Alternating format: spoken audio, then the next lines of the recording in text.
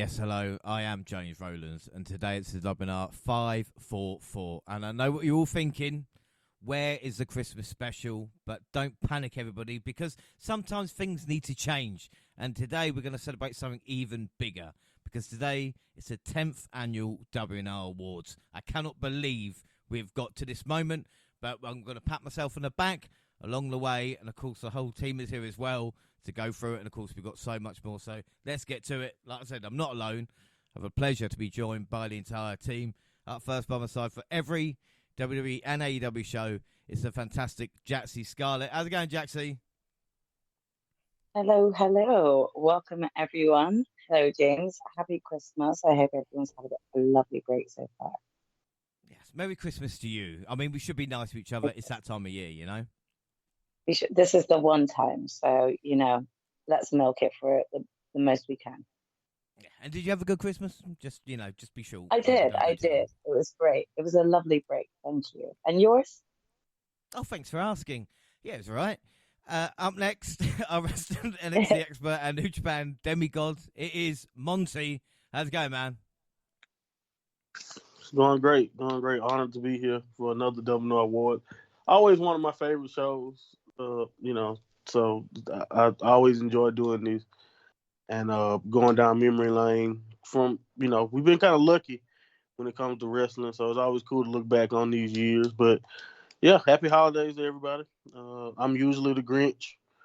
I'm getting softer. I got a young child now, so I was even in the Christmas spirit. So yay!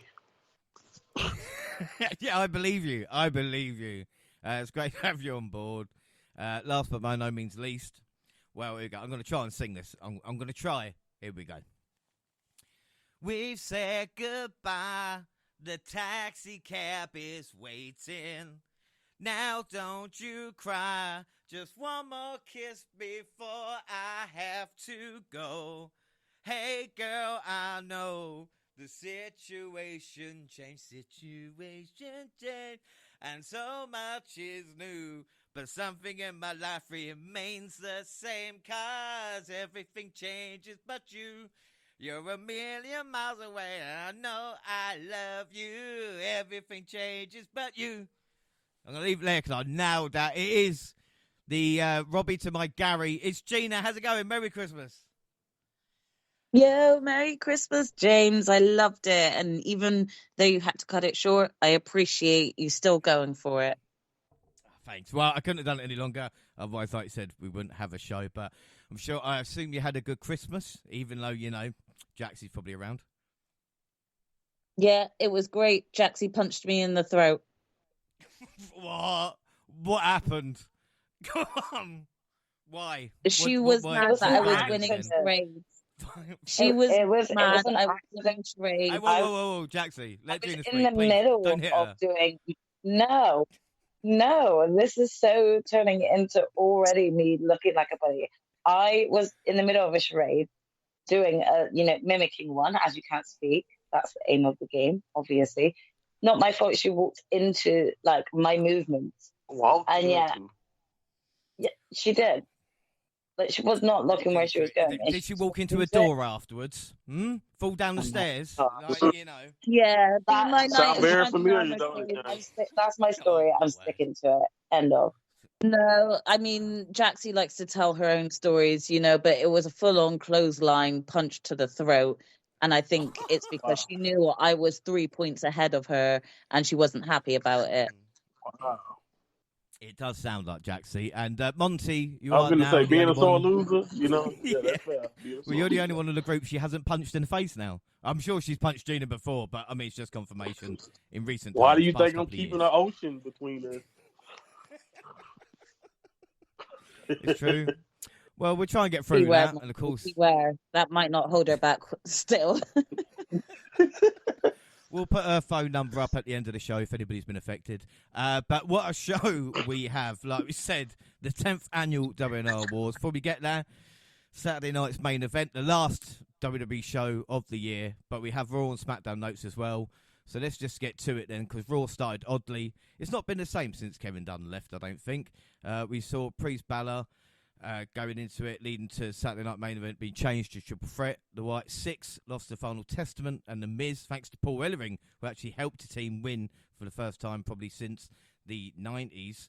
And Drew McIntyre, everybody, has returned to right the wrongs of the past. Sami Zayn wanted him at Saturday Night's Main Event and rightly got taken out. Jaxie, I come to you first, because Drew McIntyre here is only speaking sense, and he has done it for a year, and I know we've disagreed on this subject, but you've got to admit, Drew's in the right here. I mean, it was a total unexpected comeback for Drew, and I think like this is sort of like the best that he's looking in terms of like what he's come back to. So I'm really intrigued with like this sort of like he gives me sort of like similar vibes to what Hangman Page is currently going through, and it kind of feels like Drew is just losing it with like everyone and is just out to break shit, you know? So I'm definitely a lot more intrigued by his character since he's come back. Yeah, well, I love him anyway. The women's Intercontinental title Triple Threat, Lyra beat Zelina and Ivy Nile, and the New Day have the heat I thought Liv and Dom would have. And Monty, we've not seen a lot from them, but the reaction since the Big E segment has been off the charts. Yeah, I think that just kind of shows why it was such a powerful turn, or just the way things was done. The funny thing about it, I think some of the heat that they get, not only just in every arena, but online too, it's funny to me because all the hate they're getting right now comes from a place, in my opinion, of just how much love and respect we kind of had for them for being who they were for so long and sticking together for so long, and just to have them to kind of do what they did to Big E. It's like, I think it's a love for them, but it's also obviously a love for Big E. And I honestly don't think they have to do much right now. Right now, they're keeping it really simple. They haven't really, I don't think they really even like wrestled much, like you mentioned, but you don't really have to, because everywhere they go, the crowd is doing it, you know. They've taken kind of Dom's place of just getting booed out of every arena.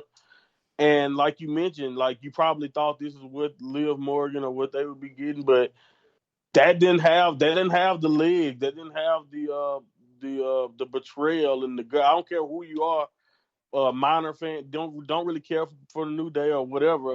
Not that many people I knew who didn't like the New Day at all, but if you even were one of those people, you had to at least feel something from the way that turn was executed. So, and I think this is just more of that playing out, and I think it's kind of genius to not even have them have to say much, and also I think it's genius from their perspective to kind of keep saying, what did we even do? Like, we could have beat them down. You know what I mean? Like, that's it's very, very disillusioned, and I like the you know, how delusional they come off when they say that. Yeah, I mean, you know, you look at Moxley, and I'll mention him later as well. You know, killing people, attempted murder in AW, and yet all they did is just say to Biggie, look, we want to go our own way. Like, it was verbal, exactly. Yeah. And I feel like you said, people still cheer or still look. They don't feel anywhere. They feel like people hate them way more than whatever Moxley's been doing. So it's just kind of funny how it works that if you tell a good enough story, you can get mountains of heat without having to go over certain lines, even though I don't necessarily hate Moxley either, but I agree 100%. It's kind of funny, the duality of it all, like how one people can go so far extreme to try to get a certain reaction, and then on this one, all you have to do is treat a longtime friend like shit, and now we hate you forever. You know, so it is great. Yeah, it's great. It's great, man. And then, like, you think about it too, we're talking about Kofi. Kofi has never been heel, really. Like, he's like one of those Rey Mysterio type figures. When it, you know, other than when the New Day were heel earlier in their run, he's never really been heel. So to think about how much heat, and when they go to Boston, like, to see Kofi in this situation, it just show you how well executed this was. Yeah, and again, not to talk to him about them too much, but again, like you said with Kofi, he's probably had these feelings for years, and then, like I said, any great heel will just be like, right, I'm just waiting for my moment. This is my time. And again, that's why he said he's killing it at this moment in time. Rhea Ripley beat Raquel in a meh match. I think we're expecting more. SmackDown, Drew kicked the taste out of Jimmy's mouth. US semi-finals, Meechin beat Tiffany, and in the other one, Chelsea Green beat Bailey. And Gina, I was kind of moaning about Stratton, winning and all this lot. Meechin and Chelsea Green, were they the right women to be in the final? Yeah, I actually do. I think that they both deserve it. I think Meechin and Chelsea Green have been shown on TV, and usually I wouldn't call them jobbers like we usually would call, some of the other mid-card male wrestlers, but they have been kind of the ones showcased to help highlight and showcase other wrestlers that are, more hot topic at that time. So I think this is a well-deserved reward for them both to actually be in the final for this tournament. I think it doesn't reflect bad on any of the other women wrestlers who weren't able to be in the final. But I think Chelsea and Meechin both worked their ass off this year, so I think they deserved it. Yeah, I think without a doubt. Naomi wants to take Jade's place, so the plot is thickening. Roman challenged Solo for Raw on Netflix. Solo night ended in a DQ. I don't know what they're doing with that night at the moment. And Owens Cody brawled. And then December 14th, almost 40 years ago, the very first and now the very latest Saturday night's main event. It was a real throwback feel. So anybody that's not watched wrestling in 40 years or not watched it on the network probably got a bit of a shock. But again, I quite liked it. Jaxie, what were your thoughts? Have you scrolled the libraries for old Saturday night's main event? And what were your thoughts on Jesse Ventura as well? I can't really remember much of it that far back in terms of my thoughts on it, if I'm being truly honest with you. Well, I thought he still had the bass in his voice, And again, Monty, I don't know about you, but Jesse seemed to forget about the other appearances in the past 40 years. Saying this is like the first time back. Yeah, like he just popped up, and I think it's like you go like the guest host era. I remember him popping up or whatever. So, yeah, he's popped up more than just this one time in however many years. But, memory it happens to the best of us. But what I will say about Jesse is he wasn't perfect. It wasn't like the greatest thing, but I do give him props for someone who might not keep their eyes on the current product as much. I do think he did a really good job of just kind of giving me that feel of what it used to be like when we had a good heel commentator. And I think, like, especially in the Cody Rhodes match, some of the stuff he was saying in there and just kind of giving off the vibe of, defending Kevin Owens the way he did, it just kind of flashed me back to the good old days of when we had commentators who were clearly biased. Like, yeah, we do have commentators now that are trying to play the role. But, it's nowhere near like what Bobby the Brain and guys like Jesse Ventura were good at. And I think he did a good job of kind of restoring that feeling. But other than that, it was hit or miss, but I didn't mind seeing him in this spot. Like you said, it had a really good throwback vibe all together, which, like you said, I feel like some people, maybe people who were born in the last 20 years, they might have been like, what the hell is this? Where's the set? Where's, what is blah, blah, blah.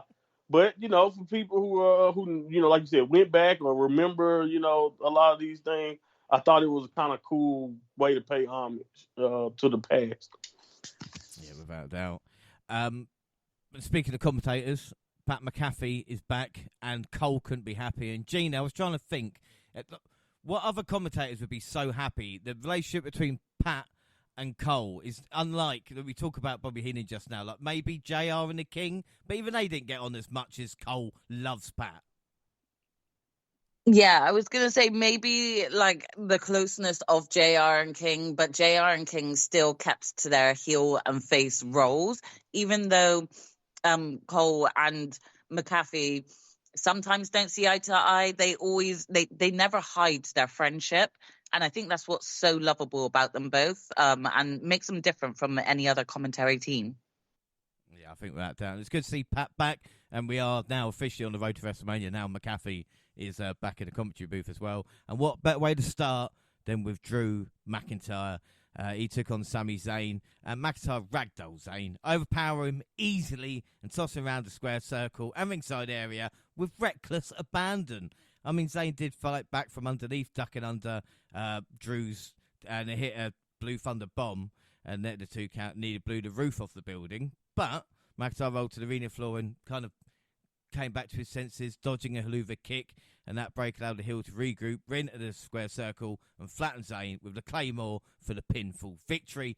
Jaxie, unbiased review, please. What are your thoughts on this match? I mean, totally unbiased in terms of like, I thought this is a great match. I think this was like one of the best matches that Drew has like kind of looked in. He looked so dominant, and you know, I don't think that this did anything to take away from Sammy, because I think Sammy still gave up a really good fight. This is like a total case of like, you know, sort of one man's anger being taken out completely on like just the wrong guy, you know? So there was like a lot of like emotion going into this, and a lot of people feeling like Sammy's like does not deserve like what he's being put through during this match, and just through like venting and taking everything out on him. So I just think this made Drew look really good, to be honest. And you know, if anything, I just kind of felt a lot for Sammy. Yeah. And I think, Monty, we talked about this as well. I mean, Drew needed this win. You know, I mean, Sammy is great, but McIntyre's lost more than he's won, I think, this year. And it's amazing we'll talk about it later, but it's just amazing how I think, although you just pointed out his record may not be the best this year, this is probably the most prosperous year that he's had, pretty much since he was champion in the pandemic. You know, I think this has been his strongest year in a lot of ways. And like you said, even though the end result hasn't always went his way. So I think it's kind of amazing when you think about that. But yeah, this is just another great performance by Drew. A nice way to reestablish what Drew is all about and who he is. Like I said, I think the difference between this, I think it's a similar thing to his obsession with Punk, but different is a little bit different because we all know that Drew's kind of everything that went wrong with Drew, or if you want to say it was gone wrong with Drew as a character, goes all the way back to that first clash in the castle with the bloodline. That was kind of the problem in my opinion with what he became over Punk. Like, yeah, you can hate Punk, but you can't blame Punk for why you are where you were or not champion. That came from dealing with the bloodline. So that's the one thing I do like about this new focus, that it just seems it fits really well, especially now that the tables have turned and the OG bloodline are the good guys. It really fits well that he's kind of on this vendetta against them. And I think Sammy, like you said, may not be the main guy that he needs to take his frustration off, but he is one of those people, and he does represent the OG bloodline at the moment. So he's going to have to start. He's going to take these ass whoopers. But I do think that's one thing about Sammy. This is just textbook Sami Zayn. The fact that Sami Zayn made that arena or made anybody believe that he was going to still be able to pull this out is just really what Sami Zayn is all about. So it's kind of crazy that I know the formula, but it's still a damn good ride to get to the ending, because at this point, I don't think he's even came close to beating Drew. So, but it's still a good time because we got a story to get us here, and we have that underdog mentality that Sammy always has a chance, and they did a good job playing into it. Yeah, without a doubt. And another thing as well, Gina, I don't know about you, but what WWE done really well this year is making the show seem like a big deal. And maybe if it isn't in like a couple of months' time, whatever, the crowd was so ready and actually added to the matchup. So yeah, this was a good match. We saw the rematch on Raw, but because of this crowd, it made it even better. Yeah, definitely. There's been quite a few shows throughout 2024 that have been like that, where the crowd has actually just made the show feel that much more of a bigger deal because they've just been so lit all throughout the show. And we all know that there can be times where, the crowds will quieten down and get a bit tired. But there are some shows, especially this one, where the crowd just kept everyone awake. It was great. Yeah, without doubt. Right, so scores then. Jaxie, what would you score it? I'm going to give this a 4 3/4. It was really good. 4 3/4. Monty? Give it 4 1/4. 4 1/4. Gina?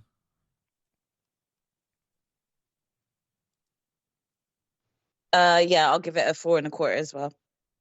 Yeah, and I'll give it 4 1/4. Predictions for the WNR Prediction League 2024 after deadline. The bonus league, Monty's on 24. Gina and James cannot be separated. Gina, I don't know if you know, but you won the NXT event. So we both won it, basically. So you beat Monty. Well done. Yay!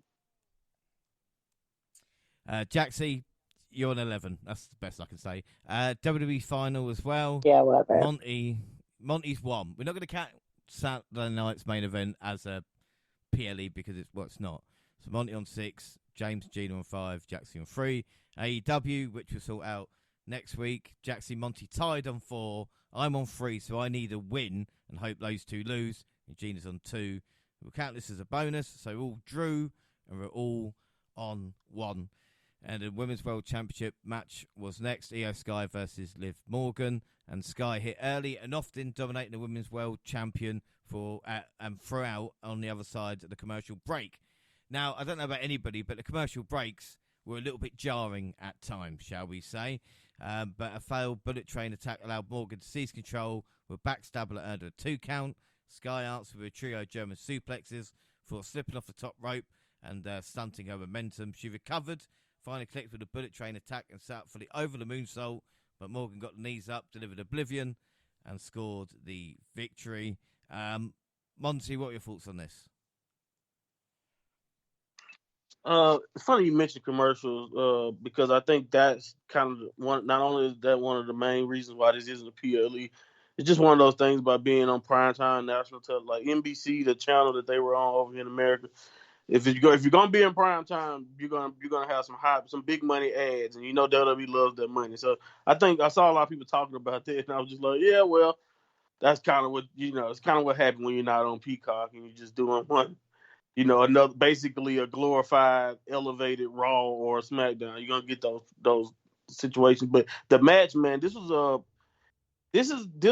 great, but disappointing. And the only reason why I say disappointing because I wanted definitive, great, tough type of gritted out victories like this for Liv way earlier in her reign. I feel like the timing of having a big time victory with basically no help and her showing her toughness, taking that knee right to the face from EO, and just the energy that they brought. Like you said, the crowd was into this one too. I thought the pacing was great. EO did a great job as always. We at this point we know what EO is all about, and I thought she did a great job of kind of bringing Liv Morgan, not necessarily elevating Liv Morgan to that level, but letting Liv Morgan showcase why she deserves to be champion. And I think that's the kind of the frustrating part about this to me is great. I thought this was really great. One of the best Liv Morgan matches she's had, especially as champion. But to kind of have it this late in her title reign, and with all of the stuff, the ups and downs of the feud with Rhea and all of that, it's really kind of just upsetting to me because I felt like if she can put on matches like that, and of course I understand EO is the opponent. It's just you would like to see her be a good champion and have more of those type of matches over this run that she's had with the belt. And who knows? I'm thinking that her run might be coming up either at Mania or something like that. But who knows what they could do between now and then? But it's just like I say, it's one of those things where this was great. I loved every second of it. I love that Liv kind of got to showcase why she's a champion. But I was just kind of like scratching my head when I think about how she doesn't wrestle on the regular on Raw throughout most of the year as champion and has not had these type of showcases before this. But this is great. I'm not taking anything away from them. They went out there. They went hard. I thought, like I said, Liv showed some toughness. And then, like I said, she won clean. No stupid, overbooked finish or nothing. So, yeah, man, this is as good as it gets when it comes to a champion title defense. But I think you're right. And Gina, as Monty said, if we were all sitting here before SummerSlam, before Liv won, this is kind of how we thought our title reign would be rather than playing second fiddle to Ripley. And again, it's a bit of a shame because look at what Liv can deliver with quality opponents, Yeah, for sure. I have to mirror everything that Monty said because it's true. Liv just looked great. I liked that there was no tomfoolery at the end for Liv to get the win. I like that she got the win just cleanly like that. And I think Io works well with everyone she's put in the ring with, but her and Liv just they did have great chemistry. And again, it just shows you that Liv can have chemistry with other people and not necessarily just the one trick pony type story. So yeah, I agree with Monty and Mira what he said. Yeah, and let's not forget EO's 6-3 in title matches, and Liv's not lost since March. And Jaxie, we've spoken in previous years, especially about the 4 horsewomen and their control. And 2024 seems a year where they've not really been around. I know Bailey actually won a title at WrestleMania, but kind of fallout from that. And someone like EO and Liv are kind of padding out their resume and showing how good they are and what life there is in the women's division outside of what we've kind of known, so to speak. Yeah, totally. Agree with a lot of the points that both Monty and my sister have brought up. I think that Liv really kind of comes across as like so improved in terms of the capability that she has in the ring and against other opponents. And she worked well with EO. I think EO is a veteran now that everyone should come to respect and love anyway. But they just delivered a really great match. And this really did showcase the strength and the training that Liv has put into sort of like not only the sort of persona of her character and getting over and winning the crowd over, but also like her finesse within the ring. So this was overall a great match for both women. Yeah, I think it's funny with Triple H as well, where they kind of build up a match for like 2 months to have it over in like 10 minutes. It always kind of blows my mind. We think, well, we did build up this quite a while, didn't we? But again, I guess we know what's going to happen as Ripley confronted Liv afterwards, just in case we didn't know who the biggest star in the division is. So, Monty, what would you give it out of 5? Yeah, man. I would like again. I might be a little high because I was just genuinely impressed, but I gave it 4.5. This is really entertaining. Gina? I also gave it a 4.5. Jaxie? 4.5 from me too. And I gave it a 4.25. Predictions, we all went Liv, so we're all on 2. Up next, the World Heavyweight Championship match. Damien Priest versus Finn Balor versus Gunther. And the action was non-stop with seamless transitions from one spot to another, all making sense within the contents of the overarching story. On more than one occasion, Priest and Balor cost each other the match. Ultimately, their obsession with preventing the other from winning kept Gunther alive long enough to deliver a powerbomb to Priest on the ring steps and another to Balor back inside the square circle for the pinfall victory. Gina, what are your thoughts on this? The triple threat, did you say? Yes. Yeah, I mean, I'm going to say I'm disappointed in myself because I went with a really crappy answer here when the outcome should have been very obvious. But again, I think these 3 worked really well together. I think Gunther definitely thrived on the rivalry between Finn Balor and Damian Priest. And I don't think that there was like one of them who didn't shine in this match. All 3 of them kind of had a bit of a showcase of why each of them felt that they were, champion material. And I just think it was great because Damian has great chemistry with Gunther, but he's also got great chemistry with Finn. Finn and Gunther worked well with each other, and the 3 of them all just, created quite a great match. So if there was a match to check out, I would recommend this one for sure. And Jaxie, you went Finn as well, didn't you? I did. Again, I still stand by what I said in the fact that I truly believe that Finn not really deserves another title run. Especially with the fact that he was cheated so quickly out of a lengthy run. But I can't deny this match was not great. It was such an awesome match, and all 3 men worked so well together. There was definitely more story telling within this match, and that led to the obvious finish. But again, I think that this is really kind of showcasing Gunther really well, and he's just had such a great year. So this is a great match again. Yeah, without doubt. I mean, there's 2 things I'm worried about, Monty. I'm worried about the Finn and Priest storyline will last till WrestleMania, and the fact that Gunther seems to have no new challengers. It all seems to be the same people. I don't know what's going to happen. Yeah, I think we'll have to see, man, especially with this transfer window or whatever they're trying to do.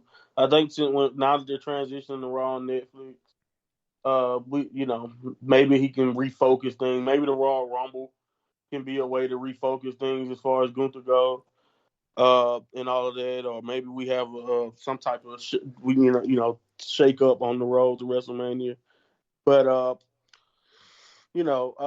think you're probably your worry about Priest and Balor is probably valid, but I think we might just get like a big blow off match on a Raw or something too. That it, like the same way you said it could go to Mania, I can see it also playing off earlier than that. But maybe I'm just hoping that it pays off earlier than that. But yeah, I don't have a problem with this. This, like I said, this match is pretty good. I understood the Finn Balor thing. It's just I just didn't see it happening here. And that was pretty much it. Because I do think that I've already read reports that they're planning a big push for Finn next year, which sounds insane when you think about just kind of how far down the totem pole he's felt for a while now. But I think we know this. If you know one thing, James, Triple H, he has his guys, and Finn is one of those guys.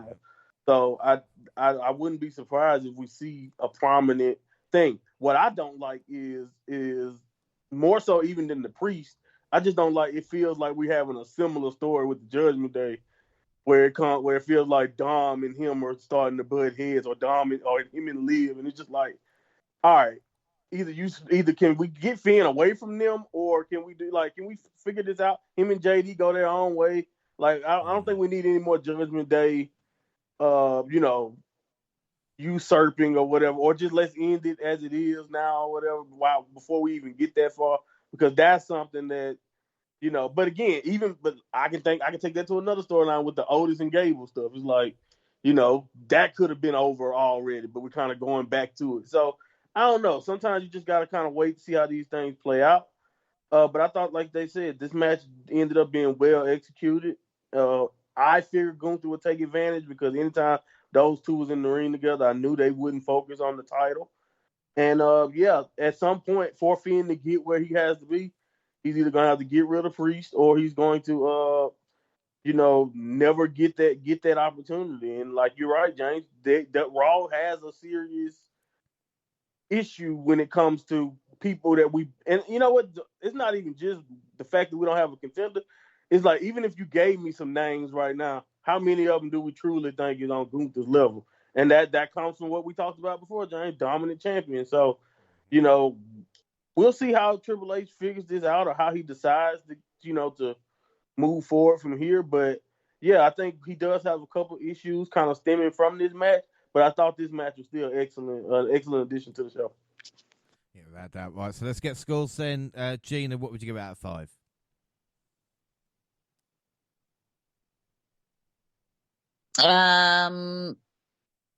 I think I'd give this. I'll give this one a 4.5 as well. Yeah, 4.5. Jaxie? I'm giving this a 4 3/4. 4 3/4. Monty? 4 1/4. 4 1/4. Predictions, like I said, the girls went Finn, the boys went Gunther. So the girls on 2, the boys are on 3. And we've got the Women's United States Championship match, Mi Chin versus Chelsea Green. History was made. Back and forth match culminated with Mi Chin's getting distracted by Piper Niven, and ultimately costing her the opportunity to etch her name in the history books. She did eat defeat on the floor, seeming to take Niven out of the picture, but Niven made her presence felt, and Green took advantage of this, coming off the top rope, hit the unprettier, and your new United States champion, your first ever Women's United States champion, it's Chelsea Green. Jaxie, get in there, Chelsea. That's all I'm going to say. Yeah, this was a great match between both women, so I don't think either of them have anything to not be proud of walking away from this match. I really enjoyed this match, and I thought both women looked incredibly strong and great, and really just both had great arguments as to why they, should be crowned the first champion. But I can't say that I'm not really happy that it was Chelsea. I think she's just come so far. She's done so much in terms of just character building, but also winning the crowd over, and just in enjoying the character. Her work with Piper Niven has been excellent. And I could really just feel like the excitement when Piper came out to celebrate with her. This was just really well deserved, and I'm really impressed and pleased for it, Chelsea. Really, congratulations to her. Yeah, and you make an excellent point as well. The footage of her with Niven together, it just shows the relationship they got, which shows why it works on TV. And again, Monty, we talk about maximising your minutes, and when you think Chelsea Green started the year as like a 30-second jobber, you know, and now look at where she's managed to become, you know, it's just brilliant. I love Chelsea. Yeah, but I mean, if you've been paying attention, it's not even really a shock because it's a great story because she's like all the way from Tough Enough. But like I said, I remember after she got released, and during the pandemic, and then like she was in Impact, still watching the product, still, rumors has it pitching characters and all of that stuff for WWE. Like she wants it. She's always wanted it, and I think that kind of shows when even they're telling you, oh, we're gonna book you for the Royal Rumble, we'll have you throughout as soon as you get in. Well, like you said, she goes out there, gets booked, and then makes that the most entertaining 10 or 12 seconds that you could possibly get. Or, same thing, like you said, for most of the year. And then to kind of parlay that and turn that, whether it's her stuff with Adam Pearce or Nick Aldis or whatever she's given, whether it's just a backstage segment or, the entire feud with Meechin leading up to this. I think she just hit it out the park. So everybody, I saw a lot of people when she was crowned champion, just happy from multiple promotions and just also, a lot of fans because you could just see someone's hard work and someone who really wanted, this for themselves and worked hard to get this, get a beautiful, nice, cool notch in her belt. And just also, I think we all excited for what she can do with this run because she's also just a good person to have in that spot to be chased. And I can just see it going many different ways, depending on how long they want her to run with it. So, yeah, man, I think this is just good overall for the women's division. And it was just a great moment for a really great wrestler. And a shout out to Meechin, too, because she also, in my opinion, once again showcased why I think she's one of the most, underrated, just very talented women on the roster easily because she can do anything. She's like a Swiss Army knife herself, and she'll be champion, in my opinion, one day before you know it. So, and I think everybody can see that too. So this was just great for both women and also a really great match. Doubt. You say TNA is mentioned, and the thing about Chelsea Green, she's got the character down, but also is a really good worker in the ring. So, like we said, I think the important thing, Gina, is for this, like I said, it's a great moment, but with SmackDown going 3 hours now, we need to have Chelsea Green involved, either if it's a match or segment or whatever it is, and build this division like they did with the world title, Definitely agree, for sure. I mean, I definitely think Chelsea is going to make the most of her championship reign as well. And that's one great thing I'm looking forward to for next year. I just look forward to her just, making the most of every minute she gets on screen and on TV, But again, I don't want to take away from the fact that, like, even though she's great as a presence, she still was great in the ring against Meechin. I think there was one point when she tried to dive at Meechin and Meechin punched her mid dive. It actually was a great spot. So again, commendos to both women for putting on a great match and showing why they deserve to be in that final. But Chelsea really did deserve it, and I'm super happy for her, and the crowd were really backing her. Yeah, you're right about that as well. The crowd were really into it, and Chelsea was covered in little Chelseas as well, just to kind of complete the character. So scores then. Jaxie, what would you give out of 5? This gets a 4 3/4 for me. This was real feel good for me. Monty? I give it a 4 overall. 4. Gina? I'll give it a 4 1/4. And I gave that a 4. Predictions, you went green, so boys were on 4, girls were on 3. Jaxie joined the table for the Undisputed W Championship match, Cody Rhodes versus Kevin Owens. The Winged Eagle version of the W title came out. I mean, we don't really talk about title belts or anything like this. I mean, Jaxie, if you got like an Infinity 20 Championship belt, Or, it's a bit, when you heard Winged Eagle, did you go, oh my God? I mean, when it comes to like the most recent announcements of the women's US and IC belts, I think, yeah, but it more in the sense of like, I've felt for a long time that the women's division deserves more screen time, and the only way they'll get that is with more belts in the picture, and kind of having one set of tag belts between both rosters and stuff. They kind of needed this, so maybe that being like the biggest highlight. Yeah, but I'm talking about even Monty. What about classic designs? This is just to bring the Winged Eagle back is a bit of a fan service, isn't it? Oh, Yeah. you mean that? Yeah, yeah. Yeah. I think the Winged Eagle. I'm not gonna say it's overhyped to me, but it's just like it was a little bit right before my time. I think they switched the belt like literally to another design as I was becoming a fan. But I definitely have my own favorite. Obviously the spinner belt for Cena was a part of my childhood, so that was cool. But big gold, man, big gold. The old WCW title, the Triple H era, unfortunately, he had it too long. But the World Heavyweight Championship for Raw, the big gold belt, that belt was special to me, and the white strap Intercontinental title. That's pretty much it. Those three belts over everything in my mind kind of was the most that meant the most to me growing up. Yeah, without doubt. Of course, created by Reggie Parks, but we're going to talk about the match anyway, because late in the grueling main event, Owens introduced a steel chair, with two referees having been knocked out. Rose prevented the challenger from utilising it, then proceeded to deliver the crossroads on it. He slid the chair out the ring to hide the evidence, made a pin, and Charles Robinson countered the fall for declaring the American Nightmare the winner. But that wasn't it, because as we went off the air, Owens power drove Cody afterwards, and he did a stretcher job. And Owens' actions were so bad, they actually got into a shoving contest with Triple H as well. So, Monty, what were your thoughts on this main event?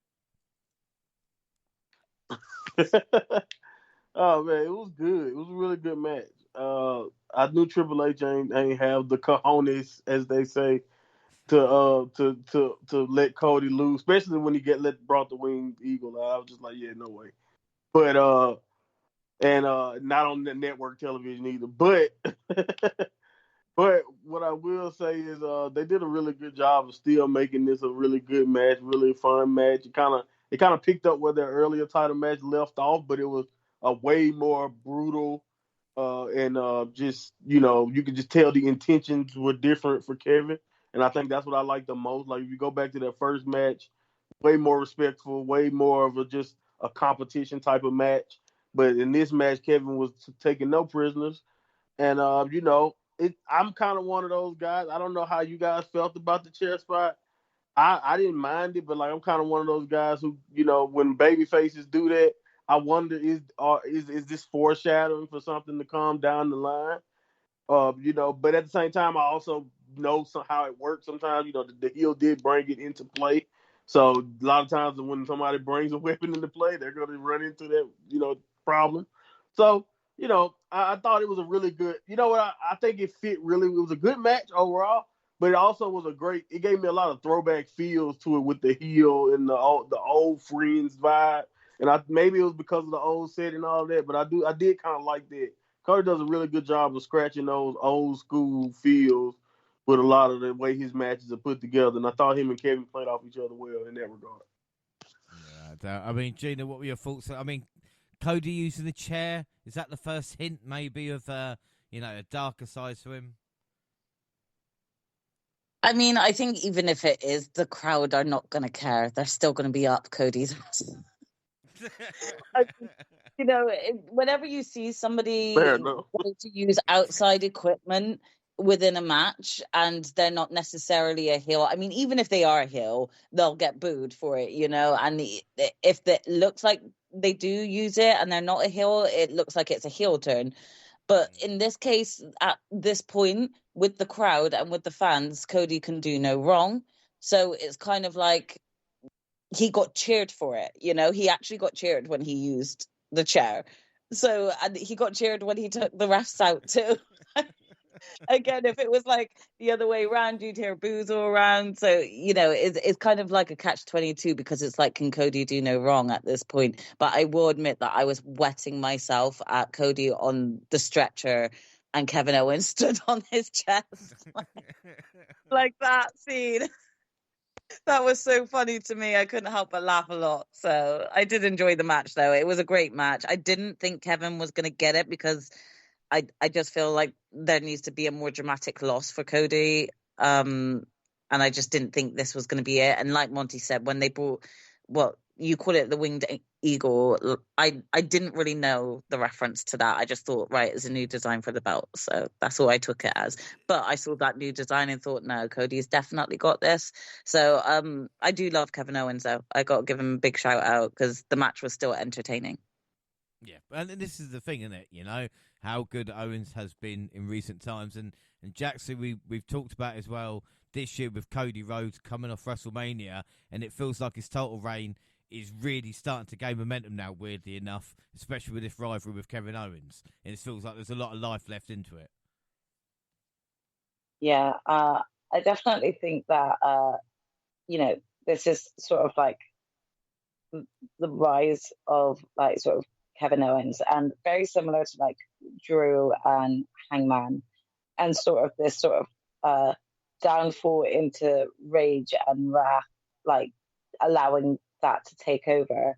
I think we're going to like start seeing like certain changes in the new year that actually could work quite well for to revitalize some of these wrestlers and some of their personas. So it's definitely intriguing, and I have to agree with a lot of the statements already made for this match. It was a really good match, and probably the one that if you're going to go and watch a match, I'd probably watch this one.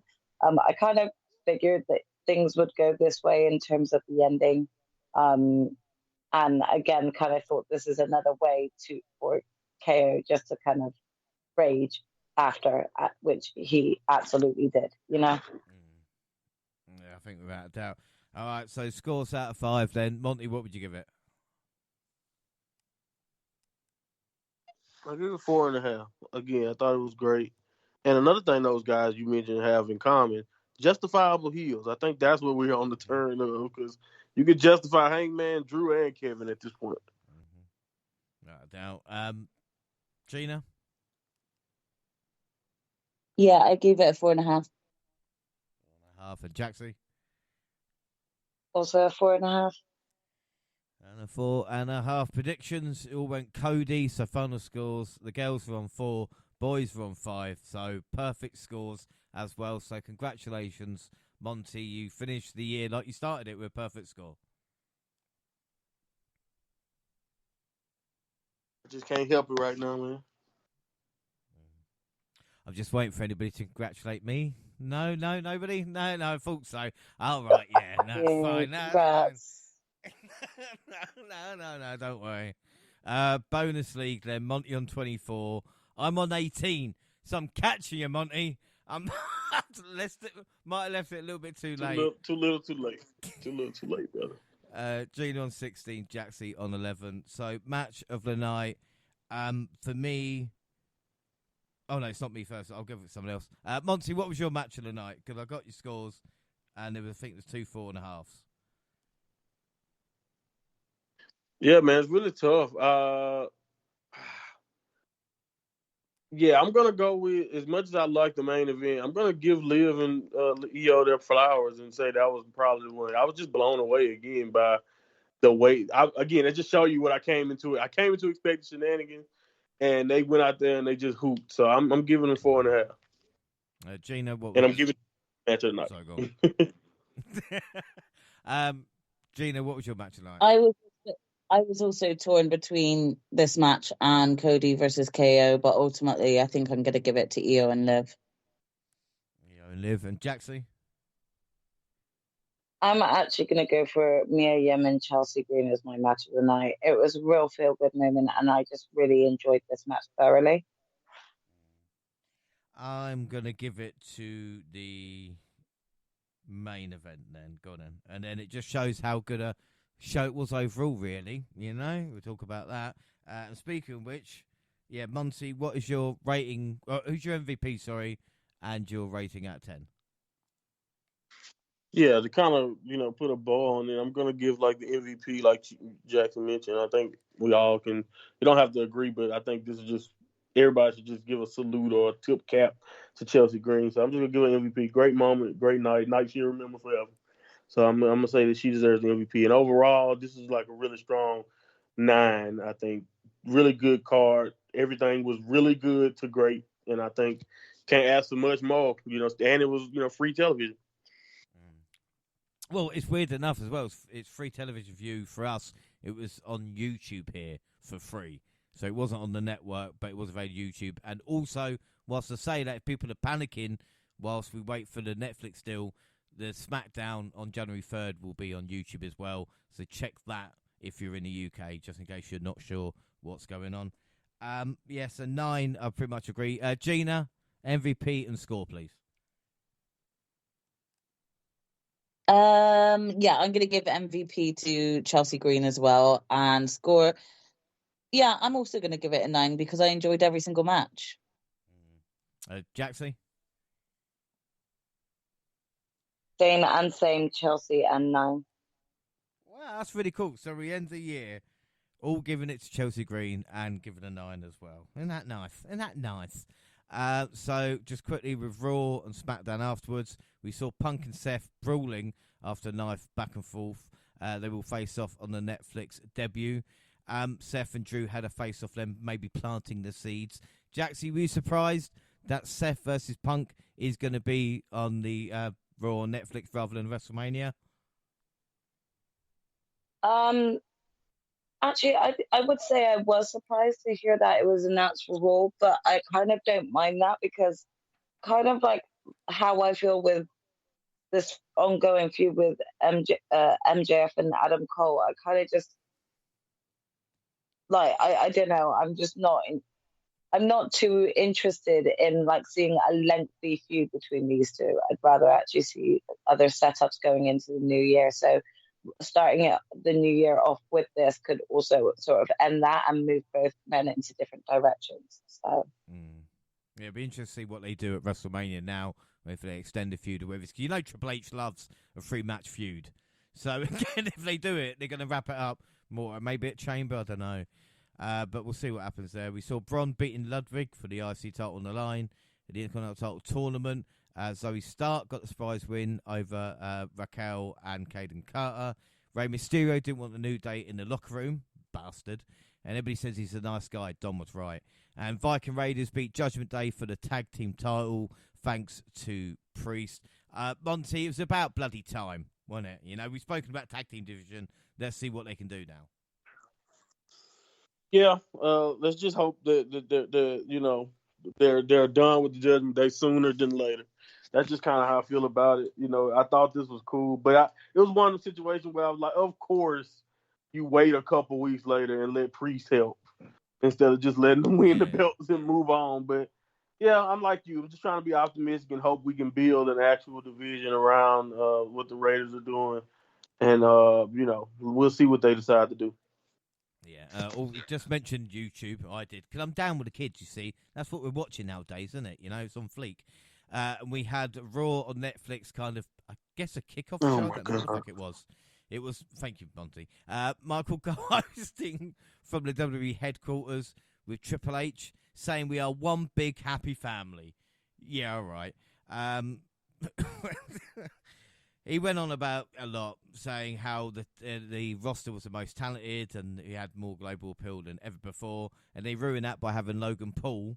I guess things, that he said or done are okay now. He's on Raw. And then we get Ripley next. She's facing Liv Morgan on January 6th. So, Gina, we just talked about Seth versus Punk. We're going to get Ripley versus Morgan. And obviously, are we expecting a title change? You got the G site. I don't know. That G site's been working better for Monty than it has been for me lately. But I don't know. That there definitely seems to. It feels like there will be a title change soon for sure. I'm really not sure who they're gonna let be the ones take it from Liv. It's going to be interesting. We saw Liv, Dom, and Raquel afterwards, and then Solo came out next with Paul Heyman interrupting him. Then Gunther arrived late, and then finally we had CM Punk. Punk says, "This is a dream. He's a true company man." I mean, how can he? I don't know how he can say these things with a straight face. Do you think this is what's annoying Seth? I'm just saying this, we in general, but Punk being like this, Monty, cannot. I mean, I know this is wrestling, but this got a fucking. Do you know what I mean? Like, if you do you remember at that same thing, he also said, "Who's the bootlicker now?" Kind of basically taking, kind of basically taking what Punk said in the past about not just Seth, but a lot of people around WWE when he left, on that classic podcast of how, how much he hated his job in WWE at the time. I think 100% people like, especially the actual company man that Seth Rollins has always tried to be. Yeah, he despises that Punk has come back and he's wearing suits now and it's a dream to be this and that and whoop.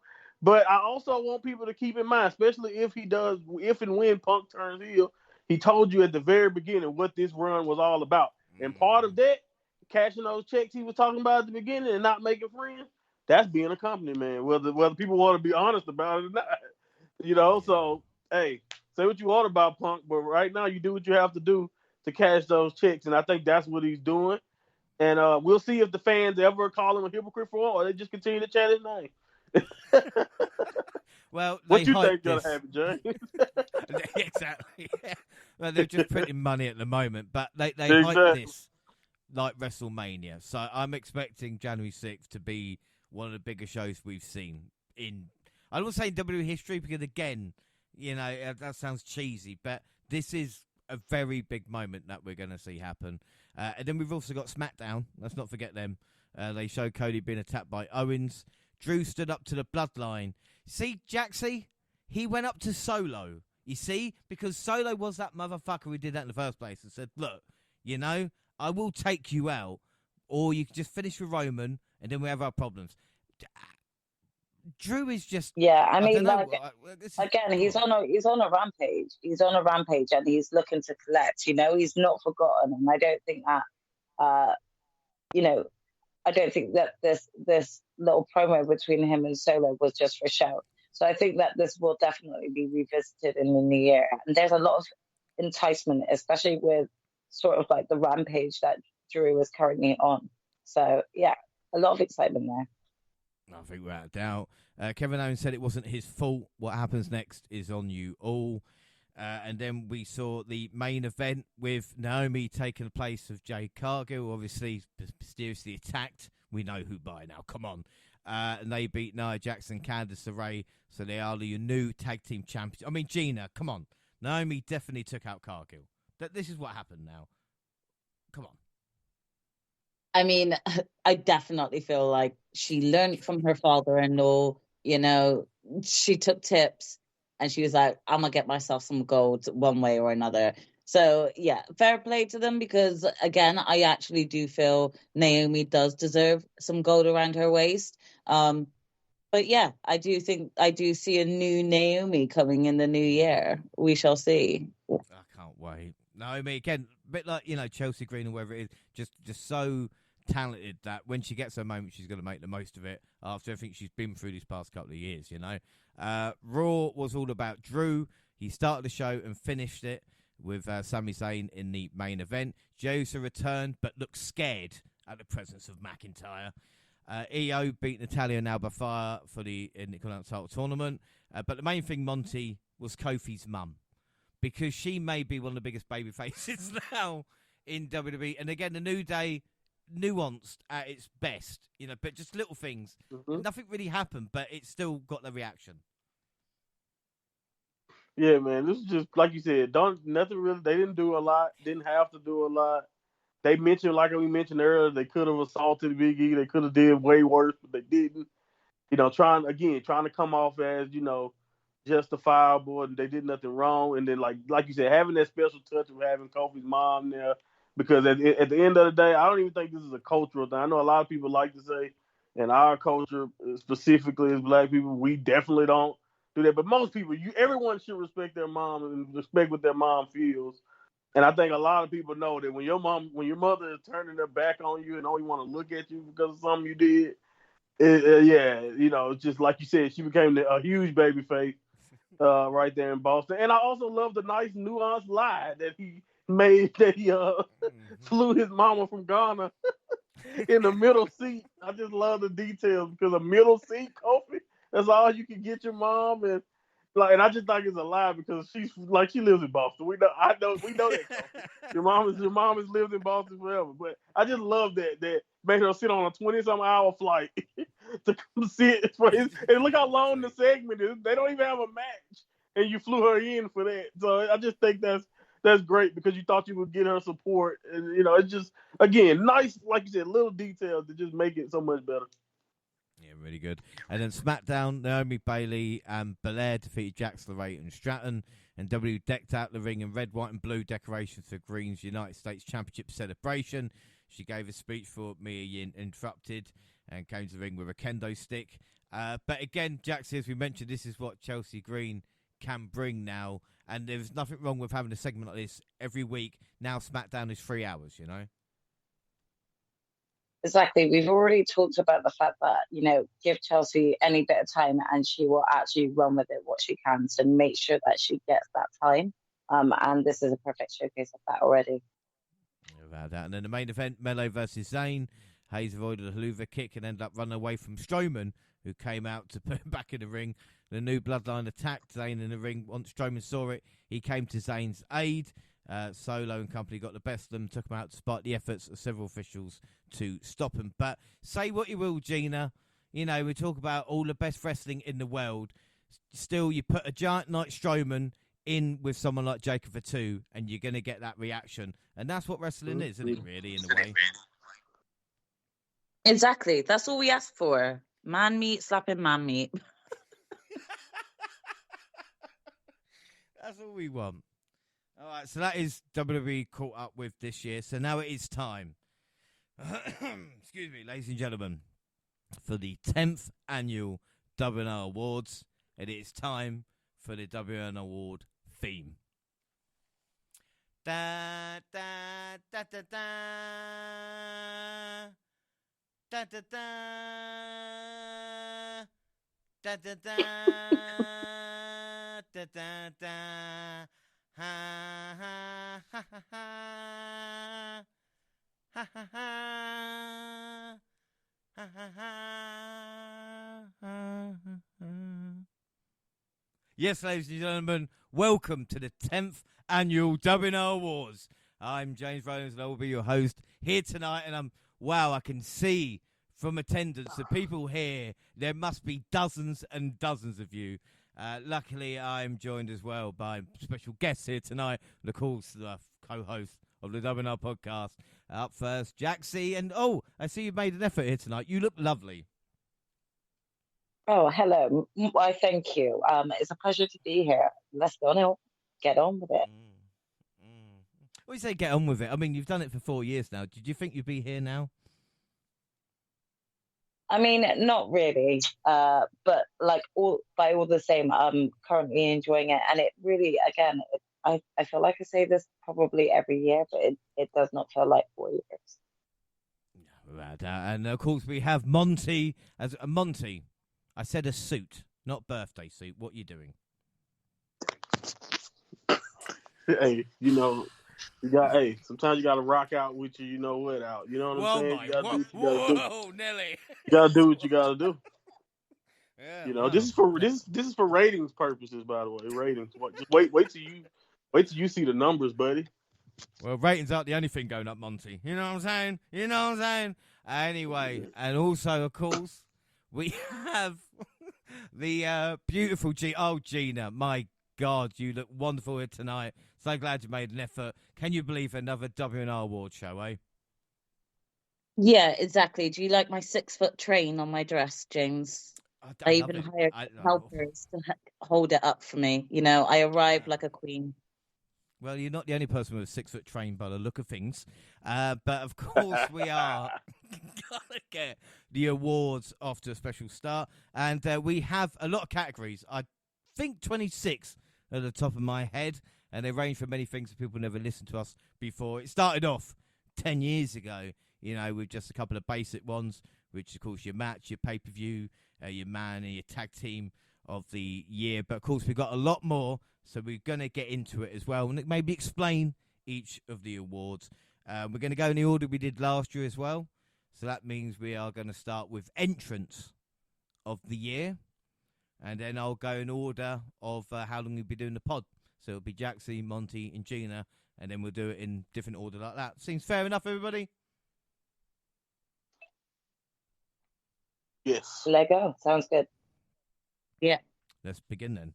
So, entrance of the year. And this could be anything, really. It could be a special entrance from certain events or just an entrance in general you like. So, Jaxie, why don't you start us off? This one was quite hard. So, overall, I think the winner has to be for this year. The entrance and debut of the YX6. I don't think you can get any more chills than that. So I'm going with that overall. But I do have a few shout outs to Jey Uso's entrance. I think he was at Backlash. I think that was like the loudest crowd I've ever heard. And him being in the crowd just like kind of brings them together with him. I think the other one that I kind of feel like I say a lot, but I'll forever shout out, is always going to be House of Black's entrance. Is one of my favorite entrances out there, so I'm always going to give it a shout out. Yeah, that's a really good one, actually, YX6. There's going to be a lot of this. I'm going to go, oh, fucking hell, why don't I think of that? Yeah, that's already the first one. So, Monty, what about your entrance of the year? Yeah, mine was this is one of those situations where I kind of made this decision based on with a little help from my daughter Eden. She sometimes when she is in a mood or whatever, don't want to relax, don't want to calm down, I would just turn to this particular entrance. You mentioned it, Jackson. It is Jey Uso's entrance. It can really be any Jey Uso entrance. She loves the yeet and loves his theme For song. sure. She loves all of that. But the Backlash one in particular, with the entire crowd going in unison, is just one of the most special entrances I've ever heard. I've ever seen, and then like I literally have it saved on my YouTube as a video I go to just for my daughter to watch from time to time. So I think for that purpose alone, the fact that just watching him make his entrance can literally change her mood and get her in a good mood, I think I definitely had to give that my entrance of the year. Very special thing France did for Jey and for me as a parent. So thank you guys. Yeah, beat that, anybody. Yeah, anybody at home, listen. yeah. Gina, what about you? Yeah, okay, so I'm just going to keep it short and sweet. I went with Jey Uso, just any entrance, but again, special shout out to the Backlash entrance, because every time he comes out, even I still get goosebumps. Every time I feel like I'm in a grumpy mood, I'm always cheered up hearing Jey Uso's entrance.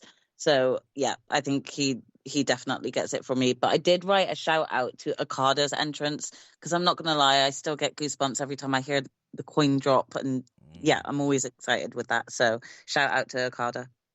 Yeah, we could also do shout outs, and we mentioned the YX6 as well, and hearing Shatter again, is a great thing. But for me, we're going to see a lot more of this entrance as well in the coming years. It is Obafemi.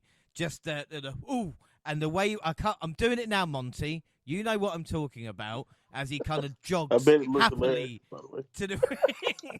Like Gina Jackson, you might not have seen a lot of this, but Oba coming to the ring is like feeding time at the fucking, I don't know, the shark enclosure. Like, honestly, it is just do. I vaguely remember. Yeah, it's so much fun. I'm not going to lie. So Obafemi for me is my entrance of the year. We move on to commentator of the year. And again, I'll start off, whilst we're in NXT, might not be a surprise, and I will change my tune at some point, but my favourite commentator is Booker T. He lightens the week for me in NXT. He doesn't even have to make sense. But again, him and Vic Joseph together is just so enjoyable. Monty, who's your commentator of the year? Yeah, man. Booker's always up there. Mine is a little less. I feel like a little less. I don't think anyone's probably gonna pick mine this year. I would have gave it to Booker, but I know I gave it to him last year, and I was like, I'm not gonna repeat. So mine, believe it or not, is Wade Barrett. I think Wade Barrett, in my opinion, has been excellent in his role, no matter if it's a pre-show or no matter when he's filling in on Raw or helping out with Joe Tessitore coming in and and being getting his start or being next to Michael Cole. I think Wade Barrett has been asked to do a whole lot, and he's always consistently entertaining and always making great points. I loved him in NXT, like prior to Booker's run when he was there in that spot, and I think he's just continuing to be excellent to the point to where I'm kind of when they're teasing him getting up from the table and wrestling again.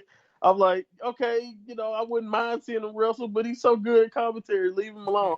So, it's just one of those things. And also, I just want to give him props because every time Pat McAfee comes back, he has to move or whatever. Or every time a new addition come in, they remove him. But I felt like it's not because it's a reason why they haven't just let him go. His performance and what he does is still top notch, even if he is looked at as a guy who may not be on the A team of their commentary when they got a pad or when they have Corey Graves. So I love Wade Barrett, and I think Wade Barrett deserves some credit. Yeah, without doubt. Gina, who is your commentator of the year? I don't know if this qualifies as good enough reasons for him to be my commentator for the year, but because I didn't give him a shout out in any of my other awards, I did want to mention him for this. So I've gone with Nigel McGuinness, just because he had the comeback match with Bryan Danielson, and even the shock of him being like the third entrance into that gauntlet match was just awesome. So I want to give my commentator one to him because fair play to him coming out, and the pop that he got was really great. So yeah, he's mine. Yeah, well, I love the Brits being represented here as well. Jaxie, what about you? I've actually gone with Nigel as well. I too kind of went with him overall for the year. He's actually had not only on commentary, but with what he got to do in the ring with Bryan Danielson, but also I've got to admit I am always laughing at his like ongoing commentary about Mariah May, and I'm just kind of invested in like hearing him talk about her. It's just so funny. So yeah, I gave him my commentator for you. Yeah, really good stuff there. So we move on, and it's an award I always think about. Do we do it this year? Do we not? But we will. It is Manager of the Year. Again, Gina, maybe not a lot of to pick from, but who's your manager?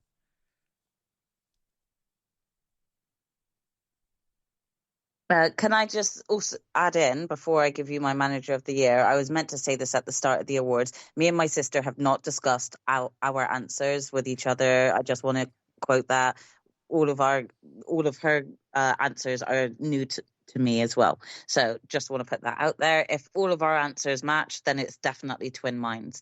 But anyway, manager of the year. Do you know what? I am going to be biased with my answer. I am going with Prince Nana, not only because I think he's just been a great manager in Swerve's Corner this entire year, but also I got to meet him in person in London. So it just highlighted the year. And he was so lovely. He's such a nice person. And he was saying hi to everyone. So it was really nice to just see the kindness behind the little man shouting whose house, So mine goes to Prince Nana. That's lovely. Monty? Yeah, the funniest thing about it, as far as like active managers, I mean, between him and now, like late in the year, I guess with MVP, like who was really the most active managers? So I had to award Prince Nana for just kind of being one of the most visible and most active, and still being one of those guys to a guy who I don't think needs someone to talk for him or anything. So it's like they really just complement each other. It's not one of those situations where you felt like a guy needs a manager. Him and Swerve at this point are a package deal, and I just think that's really kind of cool. And I think I would have to give it to him. The only other person that came to mind literally was gone from television most of the year, but you can't deny the importance of Paul Heyman because the OG bloodline. Roman can't even get his life together without him, and without him coming in and fixing the mess. So, yeah, man, Paul deserves credit every year, but at this point, he's literally like the greatest of all time. So I think Prince Nana, for right now, 2024, I don't know a manager who's better. Maybe MVP by next year could take it. Well, it all depends, doesn't it? Like we said, Heyman is one of the few that's managed someone who is world champion. There's been Roman Reigns, and the same as Prince Nana's done that with Swerve. So that's why I've gone for the Prince as well, because like I said, he's managed world champion this year. Robert Stone hasn't. So we'll see. That might change. That might change. We don't know. Jaxie, what about you? I think we might have a clean sweep. Yeah, we have a clean sweep here. I mean, you can't deny what Nana has done to, utilize and elevate Swerve, and he just worked so well with them. There were certain touching moments that still highlight out to me, like that one questionable moment when you're in excuse me, but they were in the ring. There's a promo where you think for 1 second that Swerve is about to turn on Nana, shortly after his title loss. And I think that was the most sort of heart-wrenching moment for me to even think of these two kind of breaking away from each other. And obviously that was a false alarm. But again, in terms of managers and what they've done consistently throughout the year, it's got to go to Nana. Yeah, if Prince Nana wins that award outright. Up next, a fun one as well, promo of the year. Now, I'm not expecting anybody to, verbatim to go back what the promo was, just kind of what the setting. Mine one was Drew McIntyre on CM Punk, and basically saying it's weird that you don't drink, you don't do drugs, but you're always in rehab. For me, that's promo. And again, to be fair, most of what McIntyre said in his Punk feud could be used as that. Jaxie, what about you? Yeah, it's really hard to kind of think that far back and kind of think about one. But if there was one that really did stand out to me, I'm gonna go with, I think it was at some point on Dynamite, the Acclaimed were on their way out, and during their entrance, and as Max Caster is about to get on with his rap, I think they got cut off, they got muted, and it kind of cuts to the back, and it's Okada. And he's in the back and he's just like, oops, oh, sorry, was that me? Really sarcastically. And he just kind of calls them a bitch. And it cuts out.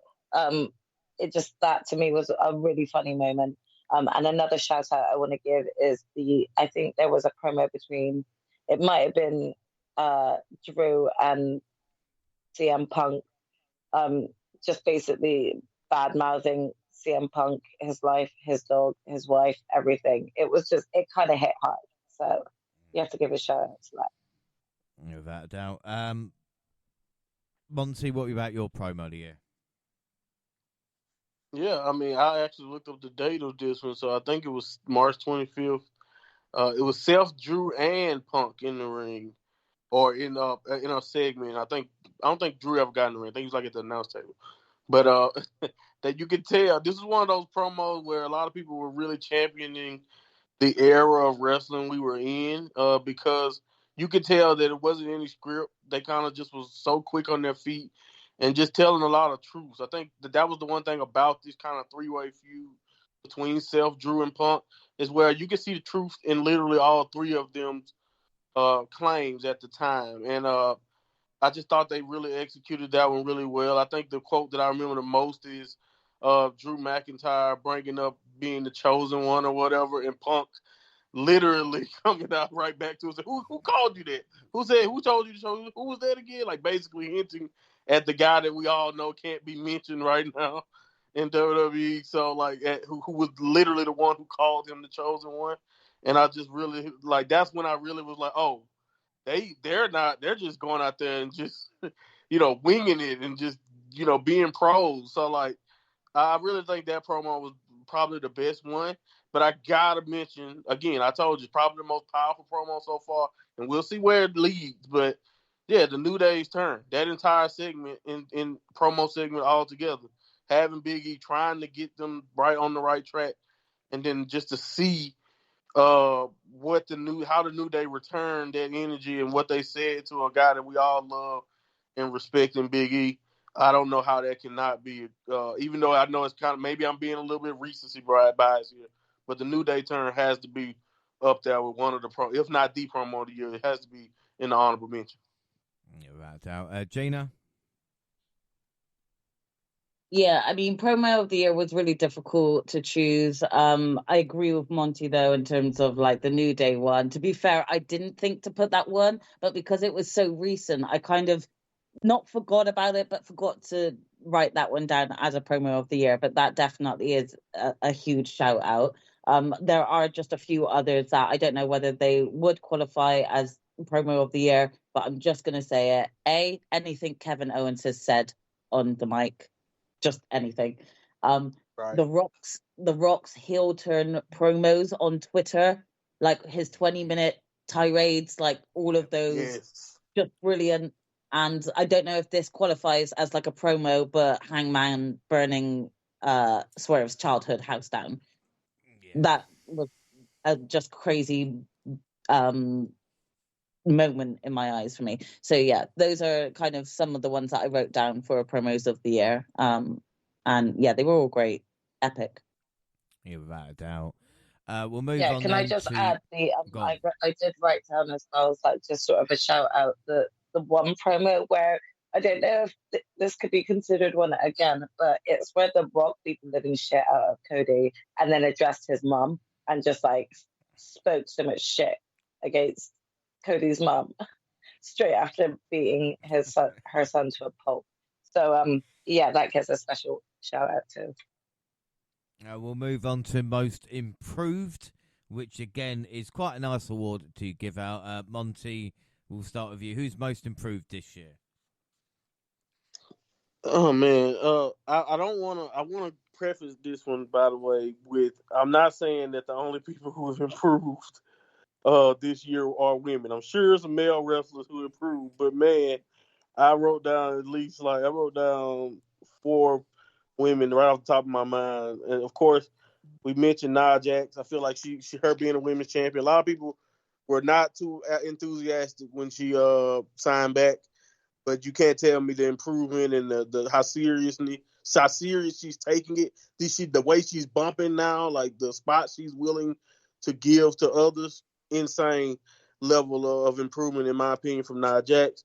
Lash Legend, James, like you mentioned, you probably thought she wouldn't even have a job at this point, and now it's to the point where I feel like Lash Legend can, debut next year and nobody with bad eyes. She's awesome. Jada Parker, another person who I at the beginning didn't necessarily know. I knew she had the personality, but I think with her a couple of performances she's had in the ring with Roxanne and just throughout her NXT run, her improvement has been insane. And I have to give a shout out to Harley Cameron, another person who at the beginning that I didn't know what AEW actually saw in her, but I see vividly right now that Harley is definitely on the cusp of something, possibly a really special 2025. So I think she's improved really well. Yeah, I think it's tough, most improved, because especially with watching NXT in development, is that you expect them to improve. That's the joy of kind of watching it. So I have an NXT choice. It's not a woman. It's Tony D'Angelo.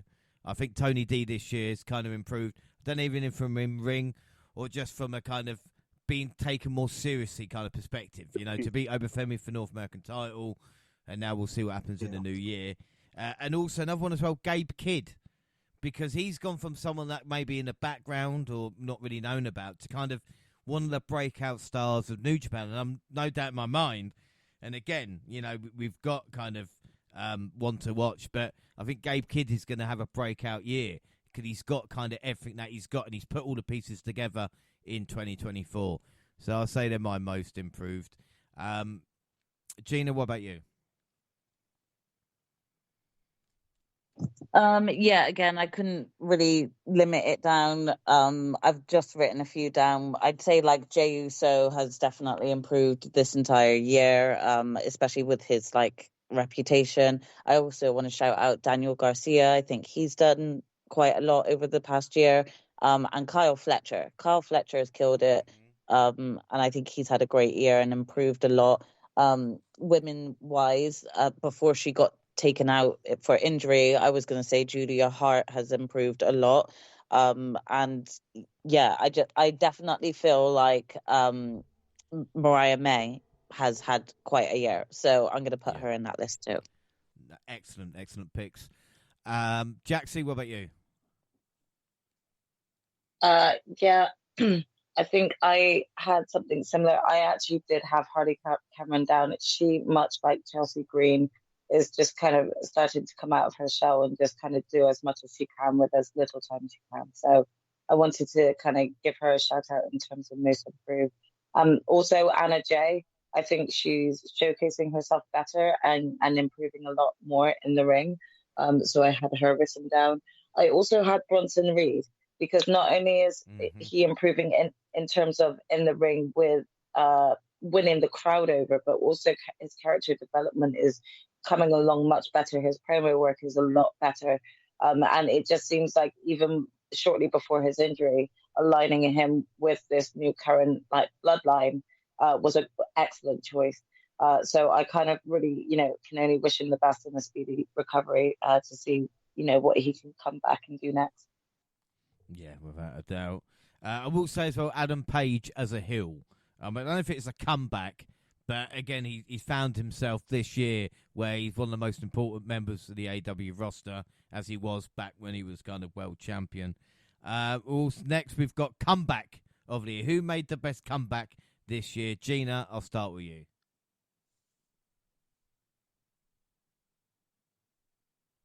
Comeback. Do you know what?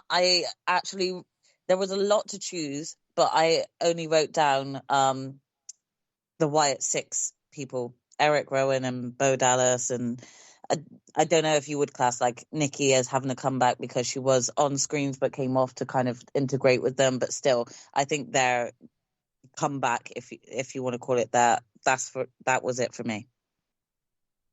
Yeah, Jaxie, what about you?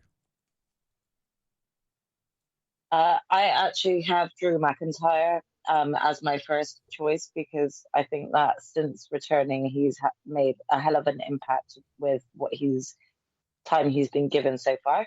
But also, I did give a special shout out to the Wyatt Six because I think this comeback, especially for the likes of like Dexter Lumis and everything, is just and Nikki Cross even has just done wonders. Yeah, Monty. Yeah, I mean, mine was the Rock, the final boss. Again, he brought a lot of eyes that probably didn't care about wrestling for a while back to the product around WrestleMania season. And again, I think it's just the effort. He did not have to give us one of those social media promos that he gave us, But he would week after week to promote the show, to do what he had to do. And with that crazy schedule, he gave us his all at the time, to the point now to where people are expecting him to try to do it again. I don't know if he will. Who knows? That stuff seems to switch on the dime when it comes to The Rock.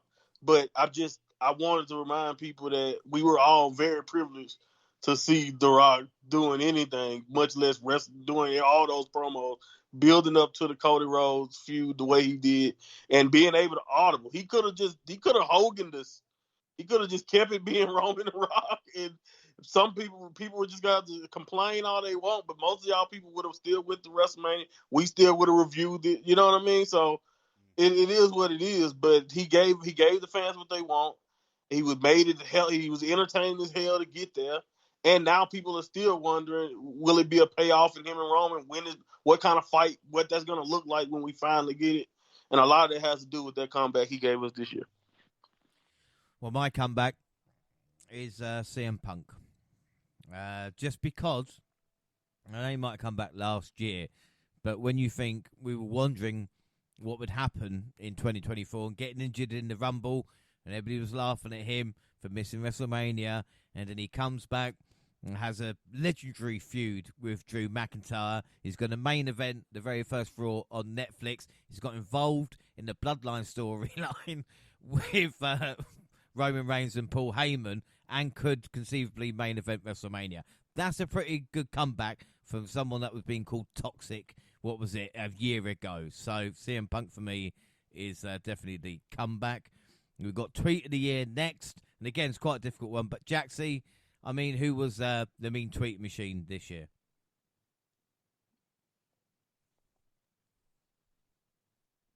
I kind of like, it's not really a specific tweet assigned to anyone, but I think it's like the impact that like a trend actually had on Twitter from within wrestling, and that is kind of like recently with the match with Ricochet and Claudio, and like the excessive amounts of bold tweets because the ref was also bold.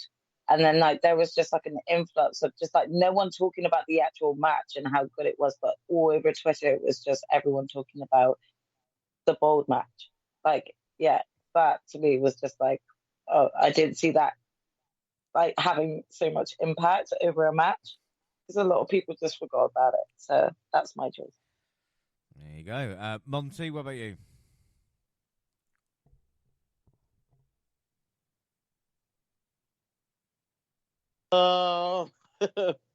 One of my picks was just petty. So I just had to shout out Drew McIntyre's picture with Jack Perry. Just petty, just very very petty tweet that he deleted and got rid of the same night or whatever, because that ruffled feathers.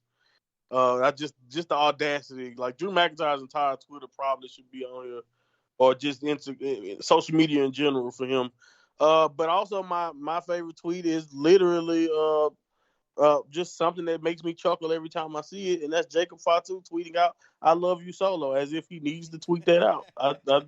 I get a kick out of it every time I see it. He literally has not tweeted pretty much anything else except "I love you Solo." So shout out to Jacob Fatu. I love you Solo. There you go. Just in case anybody never heard of it. Gina, what about you for Tweet of the Year?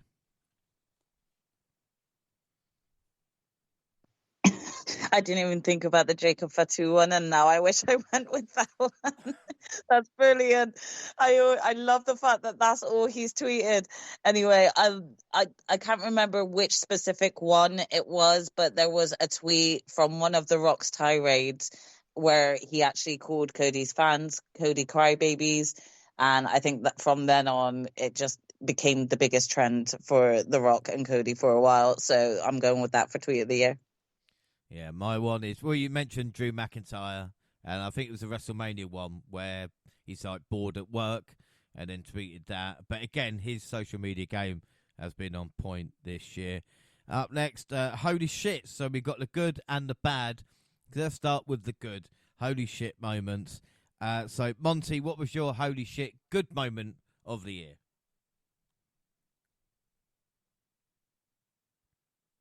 Okay. Two of these I've heard mentioned, but I'm gonna go ahead and just say them again. Swerve House is on fire. Just you can't get much better than that. Just I knew it was coming, but it was still so cathartic when I saw it all play out, and just the way it was executed. It was just excellent. YS6's debut, one of the greatest debuts of all time, and then what I think is probably, I don't know if you guys are gonna say it, but what I think has kind of went under the radar since it happened is the actual heel turn of Mariah May when she won the Owen Hart thing. I think that's what she won. Yeah, she earned the title shot basically, and her turn on Toni Storm just was not expecting it, but it was so well executed, and it made it gave Mariah May this new life as just kind of sadistic character. So yeah, I think that was some of the best moments of the year. Yeah, I mean it's quite good. There's been so many, really, if you think about it.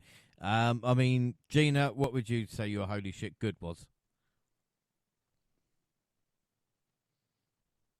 Yeah, so I also had Swerve's House noted under this one. The other one that I had noted was the introduction, the debut of the YS6. Again, we mentioned, and the other one I noted down was, well, I put both The Rock and Mariah May's heel turns. So those were highlights for me. Jaxie? Yeah, for me, I mean, holy shit, good. I've kind of just got like Swerve's overall sort of reign as sort of champion and just sort of like it ending the way like it did with this feud with Hangman. But I also had the introduction of the women's IC and US belts because I think that was a great moment.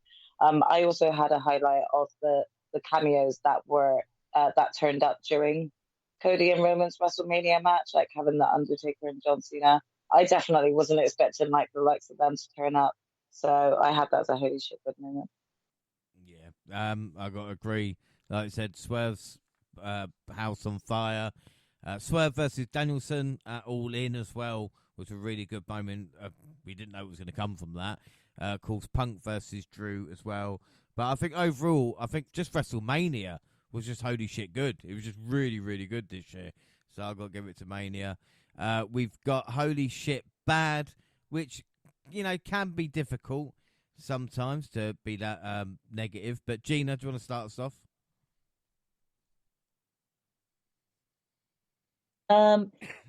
Yeah, do you know what? I kind of didn't really write a lot down for this one.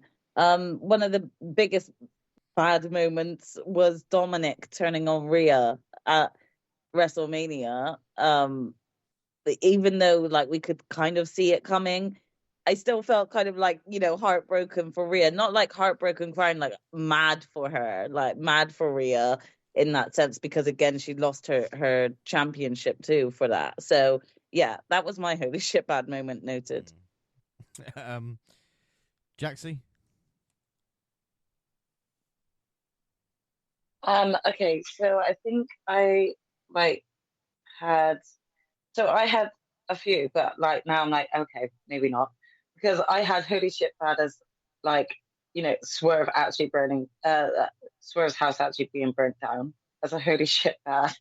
Well, I've got Big But I E, also so that's yeah, again, it's I not was like about to bad, say but yeah. I was about to say I also got like New Day turning on Big E because it was holy shit like bad, like, kayfabe wise and for us fans like that was heartbreaking.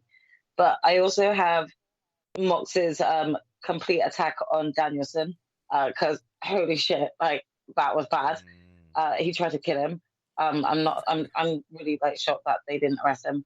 And I do have to give this shout out everything to do with Vince McMahon this year that's come out. Oh, that's a good one. Monty?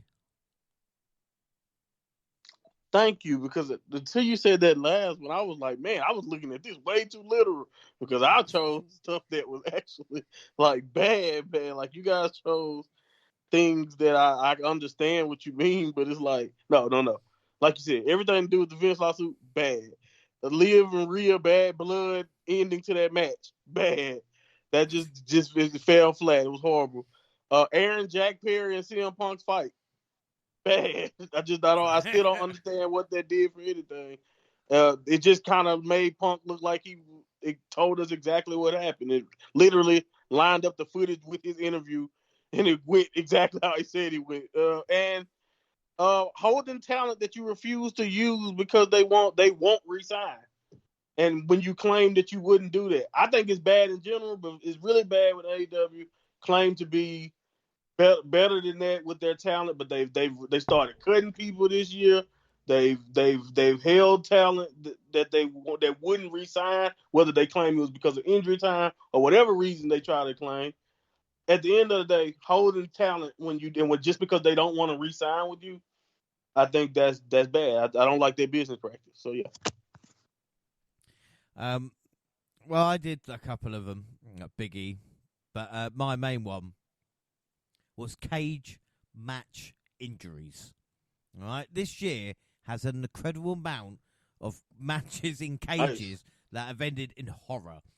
Adam Copeland was this year. I had to go back to make sure that he nearly killed himself in a steel cage, but I had to go back to February as well.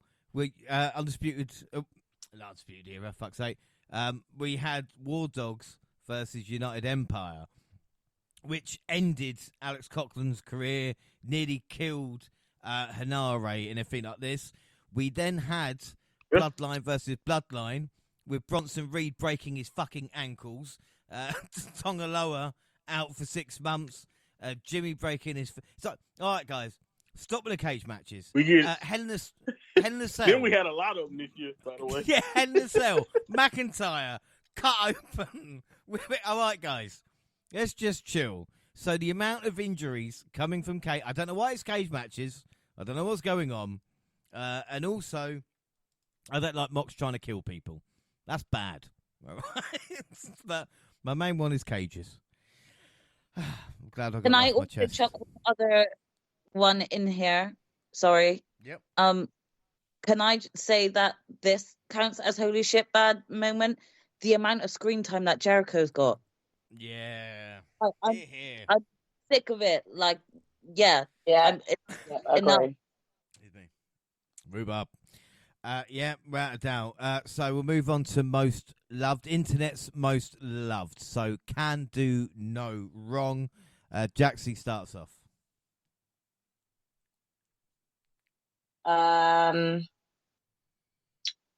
Most love. Sorry, I'm just looking at what I've written down here. I've got kind of a few. I've got like who I deem sort of the obvious choices, which are Sami Zayn and Jey Uso. Like they really can do no wrong. But I also have Tony Storm and Chelsea Green because they just both are so beloved on like, you know, over Twitter, and loved by a lot and just kind of cheered on. And so I thought that they kind of also needed a shout out. Yeah, no, I completely agree there. Monty, who's your most loved?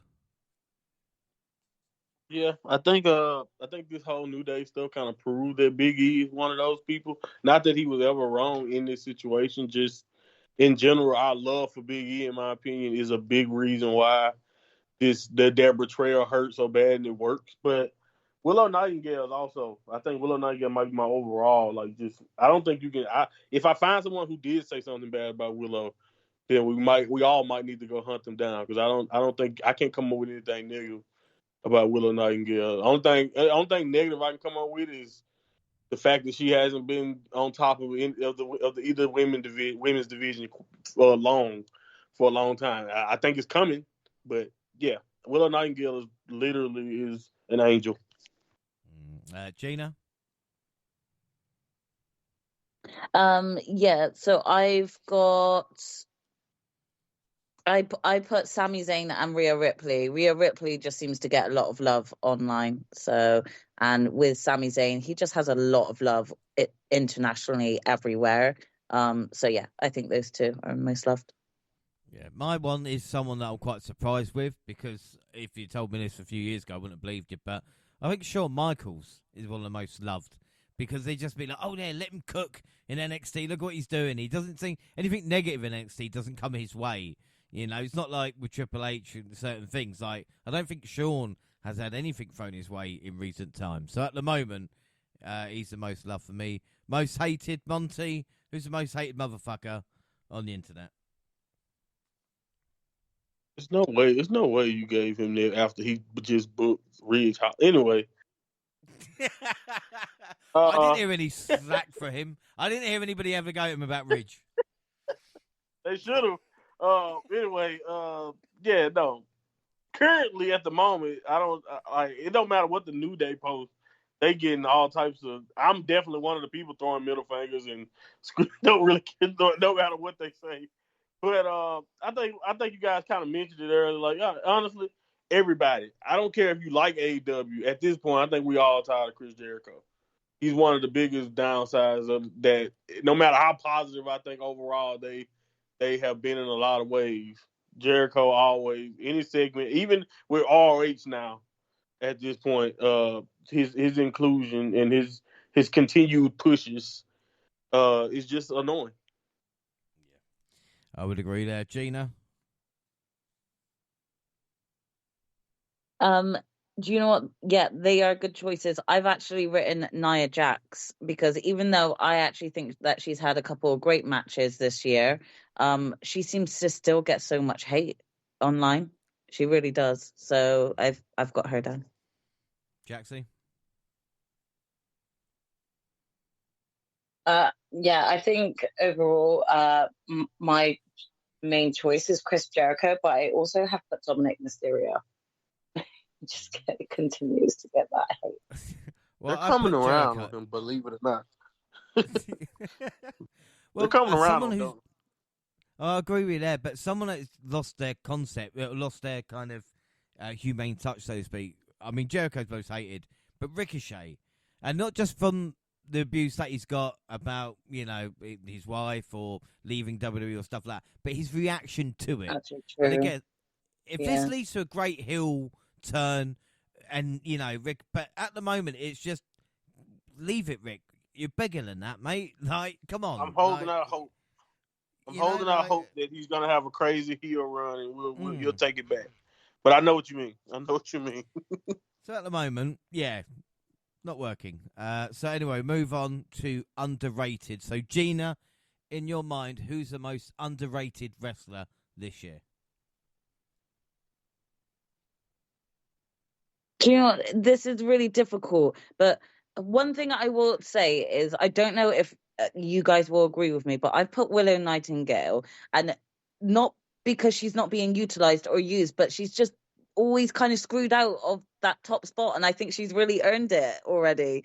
So I put Willow Nightingale, and I also did put Jacob Fatu as a singles competitor.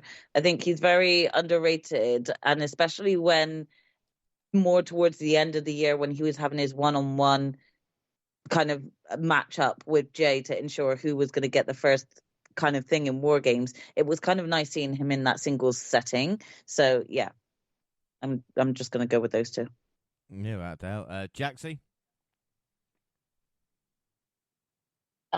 So I've got written down Brody King, because, I think with the most recent Continental Classic, even going back to some of the previous years' Continental Classic, he really can hold his own in a singles matches. So yeah, I kind of don't know why we've not kind of hit go on him, especially when we have had recent injuries within the House of Black that maybe could have given way to this. So I've put underrated him. Again, I've kind of put another special shout out, meaning still, with Shayna Baszler. Still underrated, underutilized, put into a pointless faction, just a waste of talent, really, compared to the sort of impact she first had when she first joined. I'm just still, every year, I'm more and more disappointed with her underutilization. Shut up. Over it. Shut up and take it, James. So yeah. Merry Christmas. Monty, underrated for you? I think he's getting there, but I have to give my love to Hanare.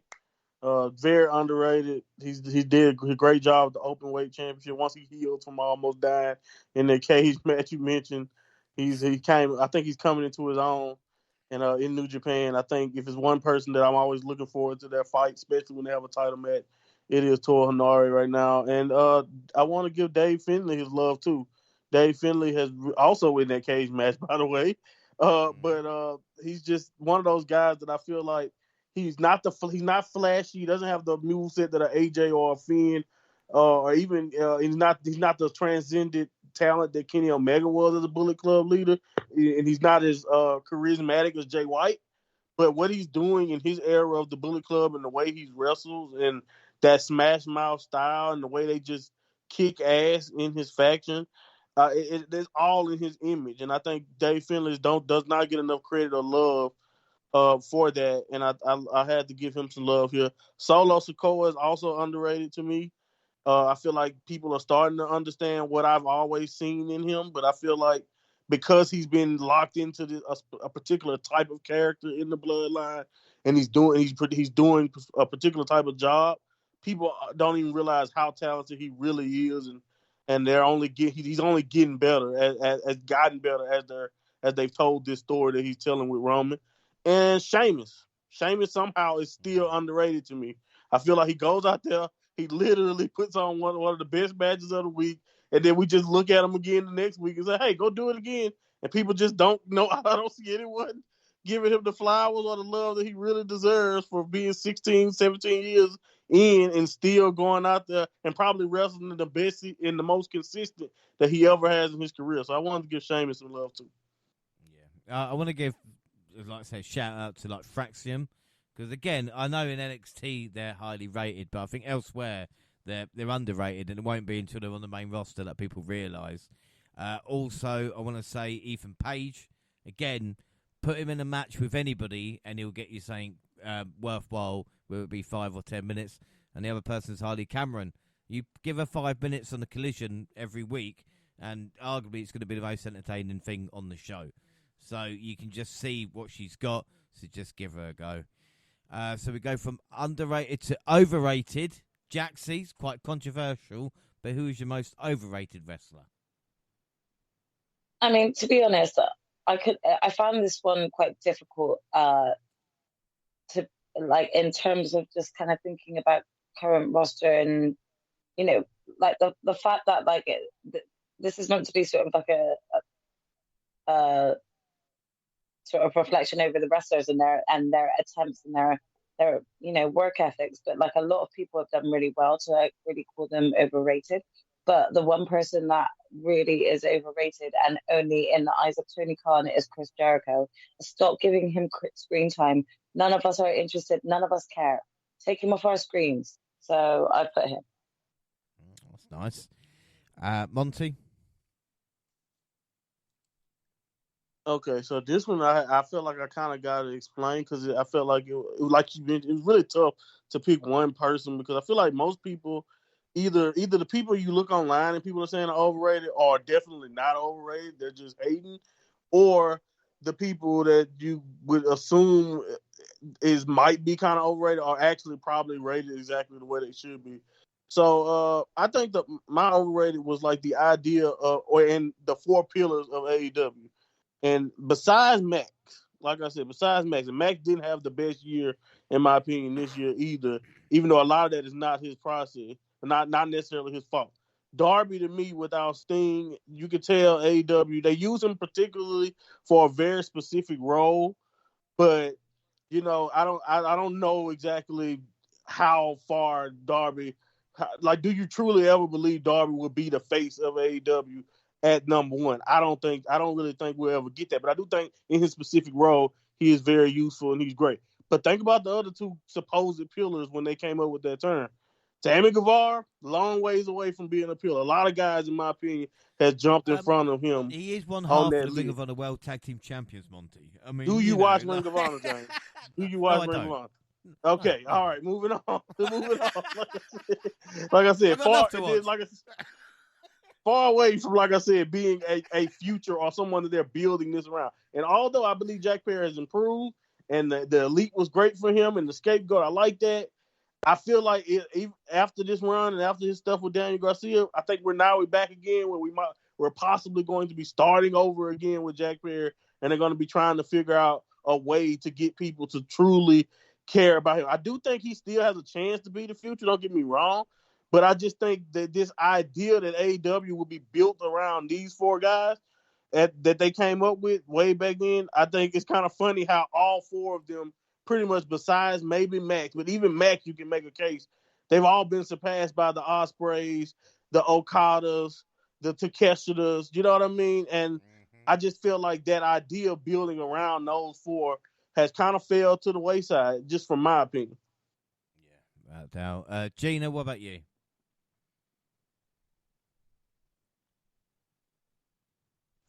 I kind of agree with my sister in terms of Jericho just being overrated.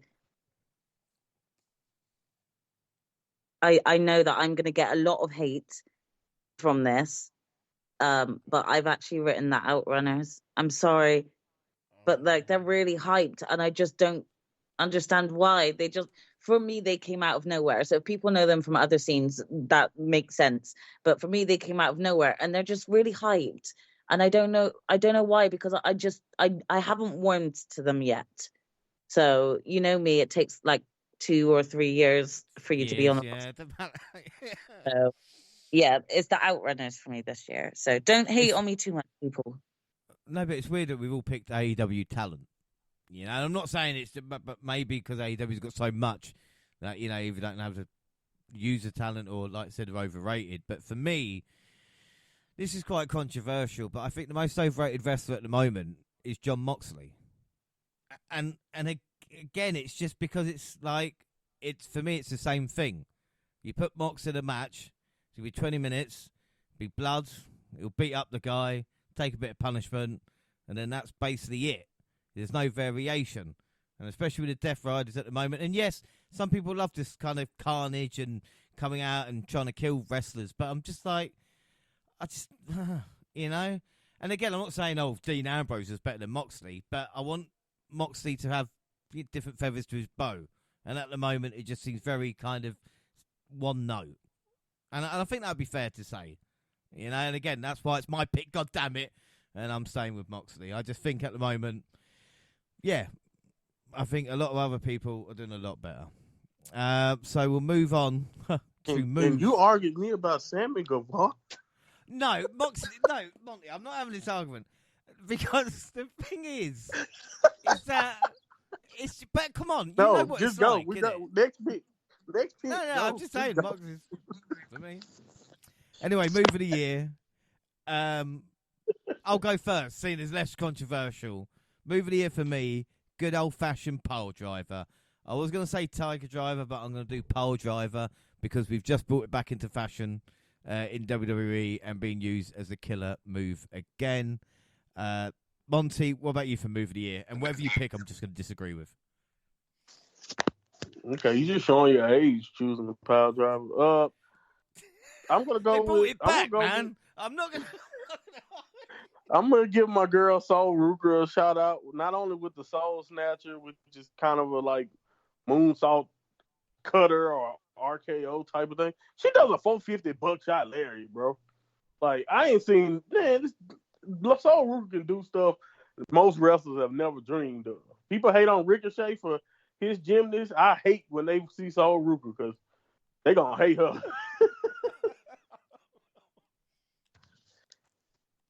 Not a bad move. Gina?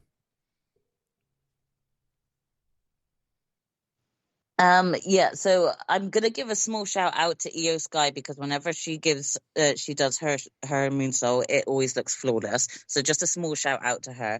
But the move of the year for me is got to be Bronson Reed with that tsunami. He's just made it look so devastating. So yeah, shout out. Credit to Io as well, jumping off the top with a trash can. One of my favourite moves. Jaxie? Yeah, so I kind of got two. So I've put the Tiger Pile Driver, but I've also put the Hidden Blade because, again, you know, we'll get into this shortly with regards to like Will Ospreay and kind of what he's done throughout 2024. But a lot of his matches, a lot of his moves, they're clean, they look devastating, and it's just like, you know, when it actually connects, when it actually delivers, you're just like, you're done. So I really love that move, and right now it's just been a favourite of mine. We'll move on to better off last year. So which wrestler was better off last year? Take your pick. Gina, we'll start with you.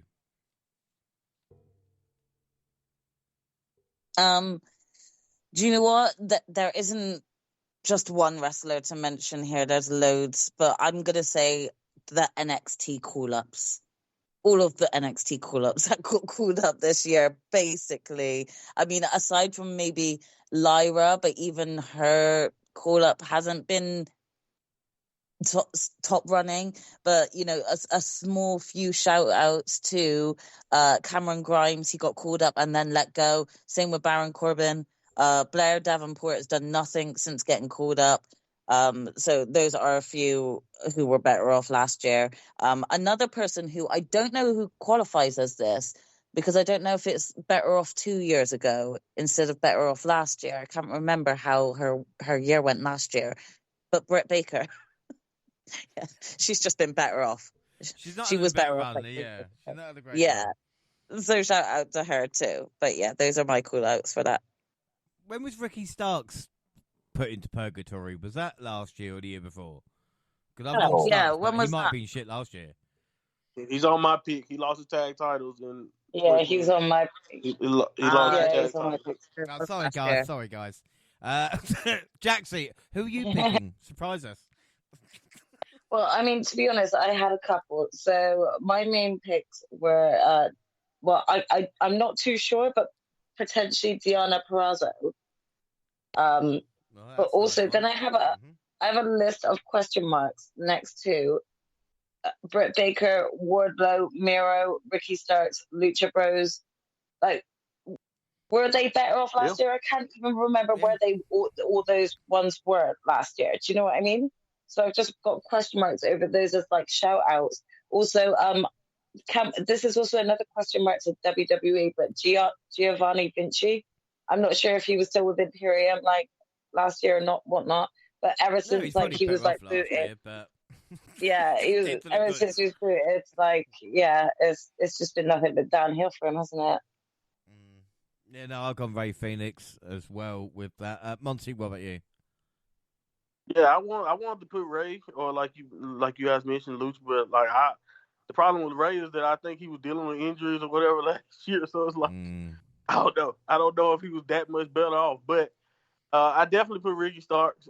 They were him and Big Bill tag champions, man, and pretty much after that run, and they lost those belts and whatever his promo with Copeland, that was it. That was it. But the year before that, like he was literally fighting Punk for the real AEW title. Like you remember, like that wasn't that long ago, and she's just been out of sight, out of mind. So definitely Ricky Starks, in my opinion, because I think we all know what he's capable of. And I have to give this guy a shout out. This man was the champion. He was literally the IWGP champion going into Wrestle Kingdom. And where Sonata is now, Sonata don't even have a match on the upcoming Wrestle Kingdom. Oh yeah, he's not even been out So yet, if you go from being the champion to not even book the next year, and now you're in the War Dogs faction, it don't even really make sense. Instead of leading your own unit,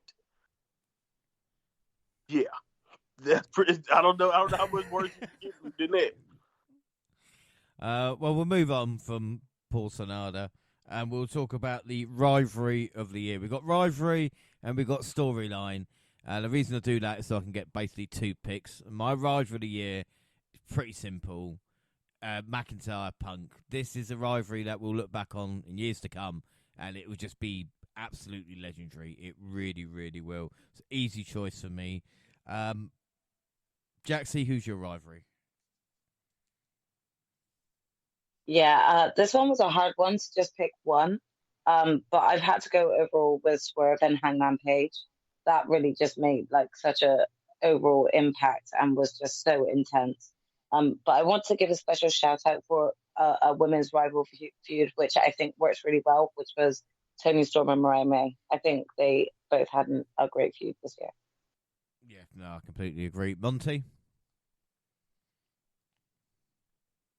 Is this rivalry or storyline? Rivalry. Okay, so Hangman and Swerve, for obvious reasons, and Punk and Drew McIntyre.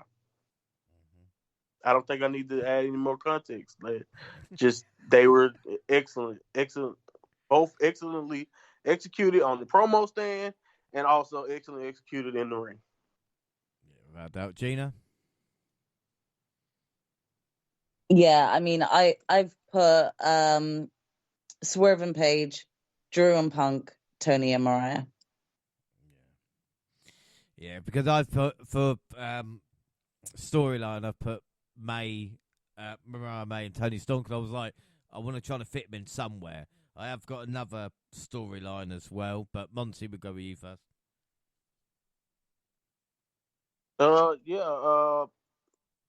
Like you said, this is definitely Tony Storm and Mariah May. I put that down for storyline, but I will not forget it just because it was so long ago. Cody finishing the story. He got it done finally. I think honestly, after waiting a year and all of the hype and like you said, the Cody crybabies and everything that we got from it, I think that entire run to WrestleMania and WrestleMania, the way it ended, you can't get much better than that from a storytelling standpoint. Gina?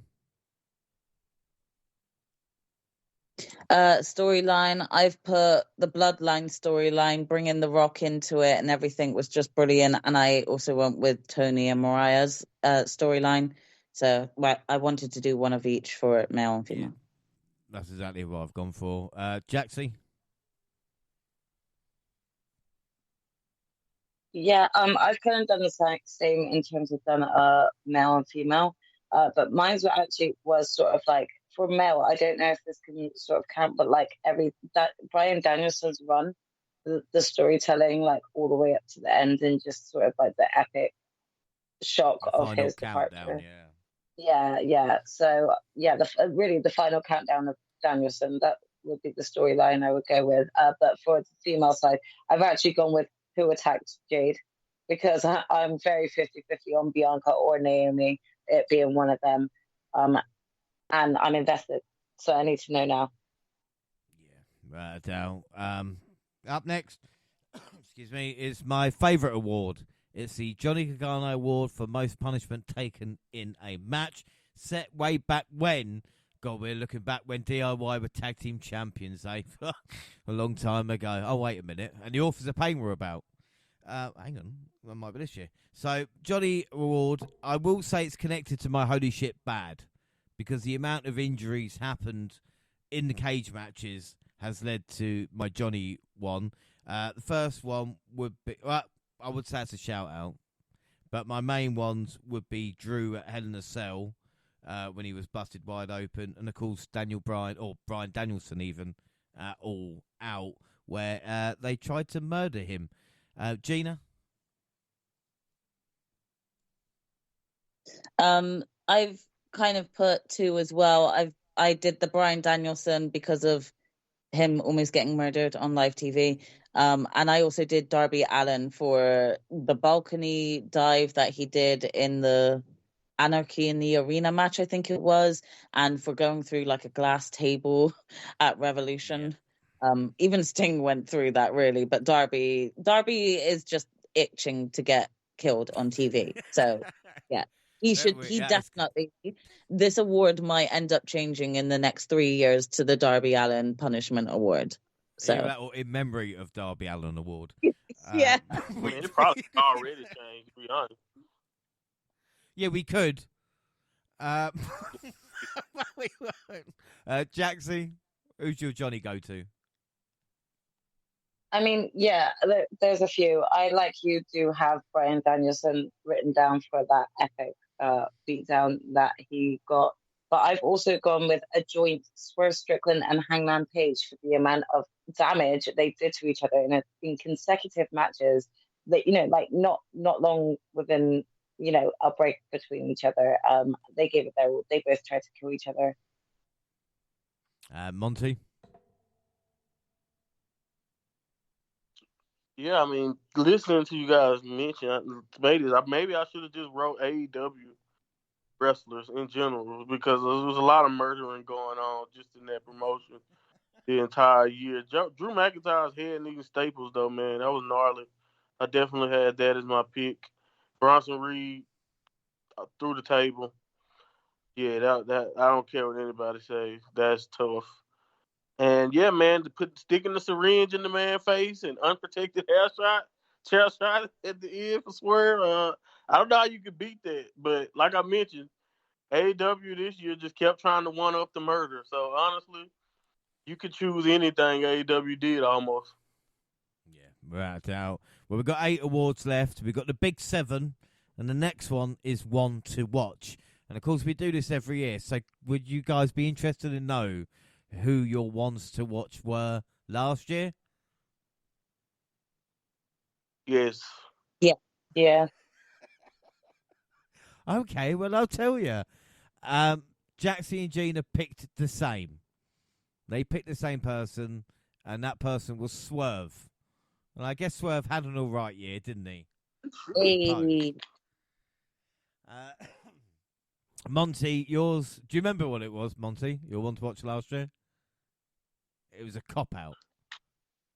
it was a cop out. was No, Trick. Was Trick Williams? Yeah. Trick Williams, yeah. Trick Williams. What did he do this year, eh? Trick I Williams. don't know what. I don't know what I was thinking. I said TNA. What the fuck is that?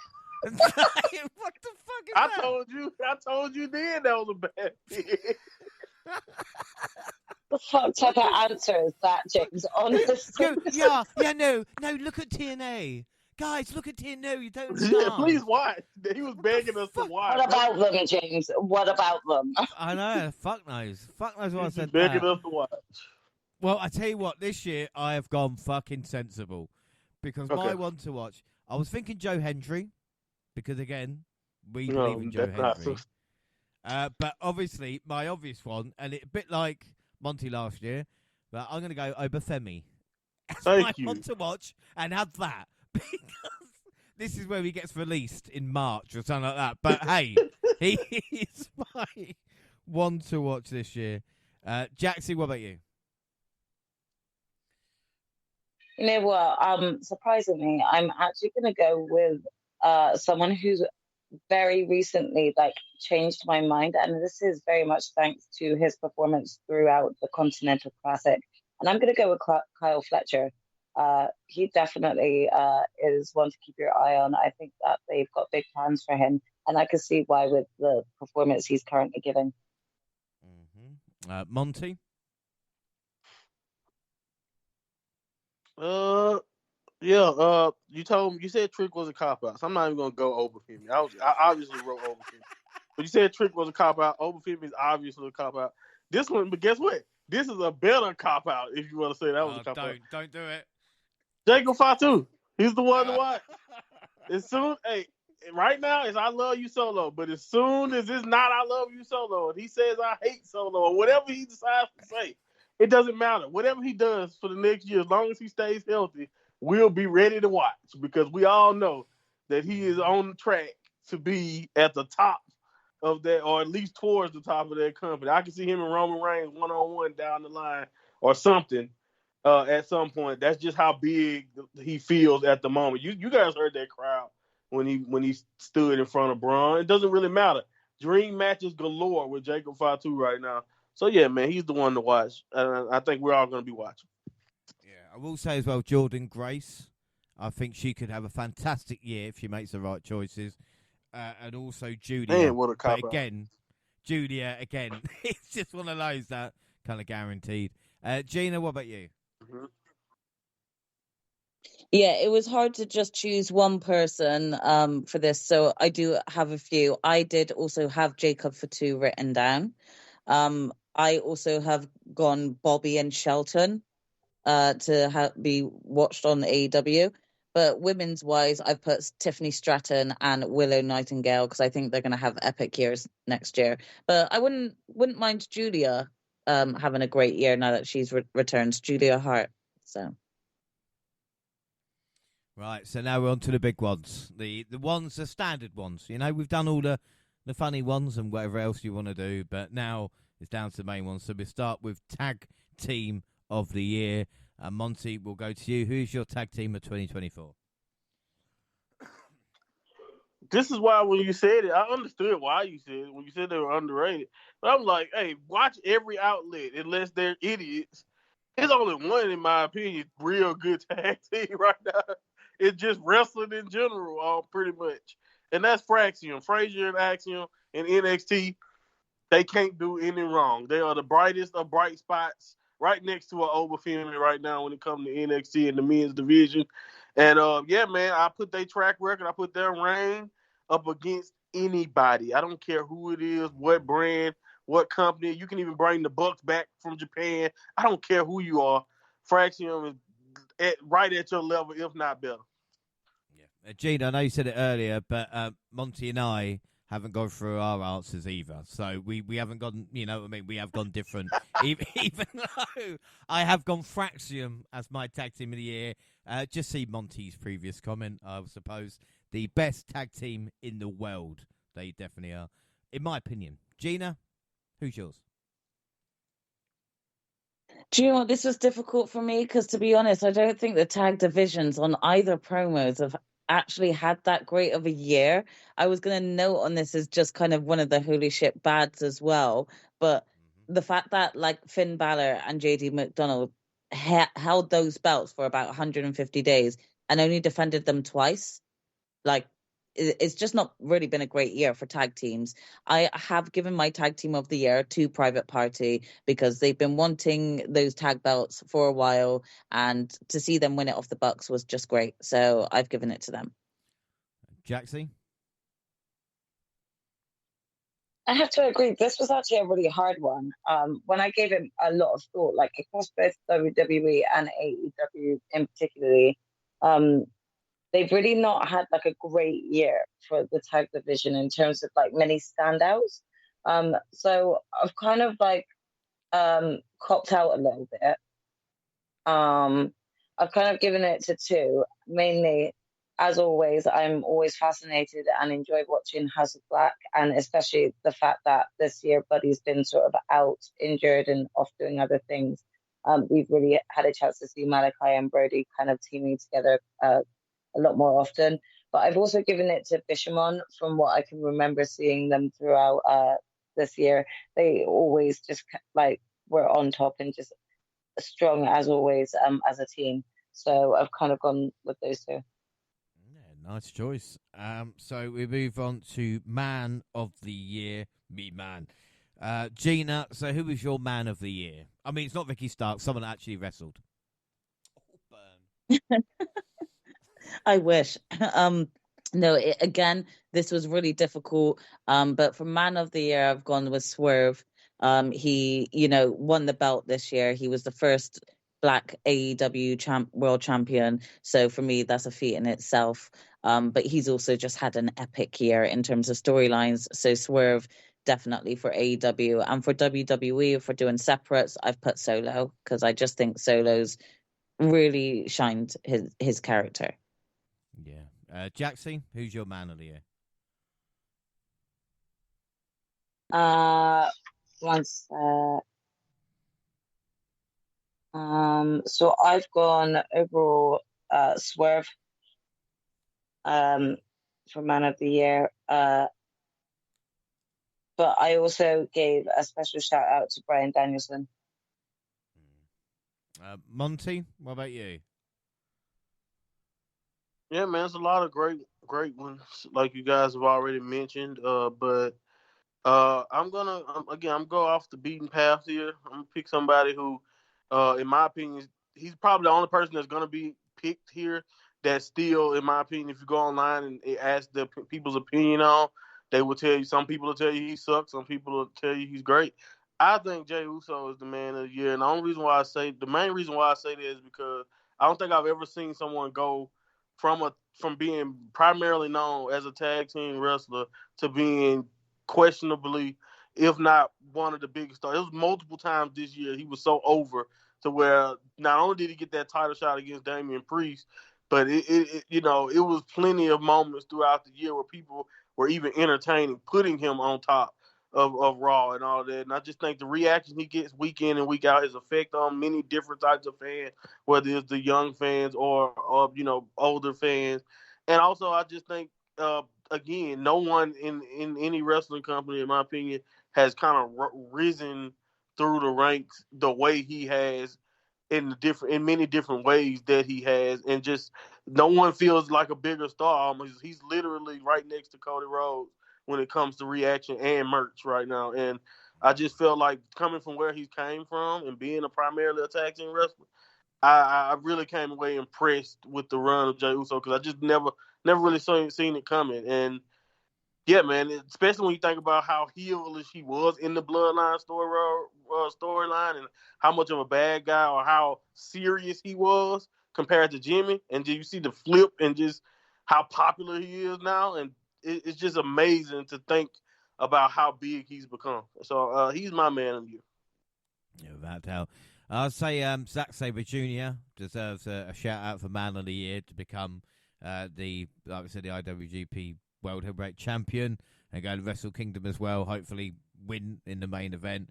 But like you said, I mean, Joe says great shout, but you mentioned who he's second to, and that is the man who won the Royal Rumble, feuded with The Rock, main evented possibly the greatest WrestleMania of all time, finished his story, and now is in a red-hot feud as we start off. So my man of the year is Cody Rhodes. It's been a hell of a year for Cody. But women of the year might be slightly different. Jaxie, I mean, I think last year Rhea Ripley just ripped it apart, but this year, who are you going for? Yeah. I think overall this year, my choice is going to be Toni Storm. I think that she's just kind of put on such an epic performance, and with like her most recent sort of return to wrestling with a complete different persona, it's just an incredible talent that I've been sort of like eager to watch unfold. So I'm gonna give my vote to her this year. Yeah, Monty, what about you?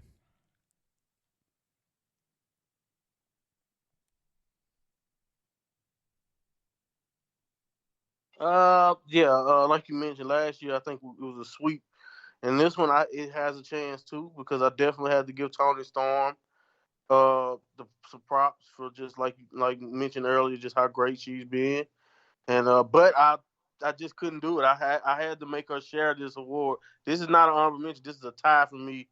Roxanne Perez, man, by far the best woman, most consistent woman under the WWE banner.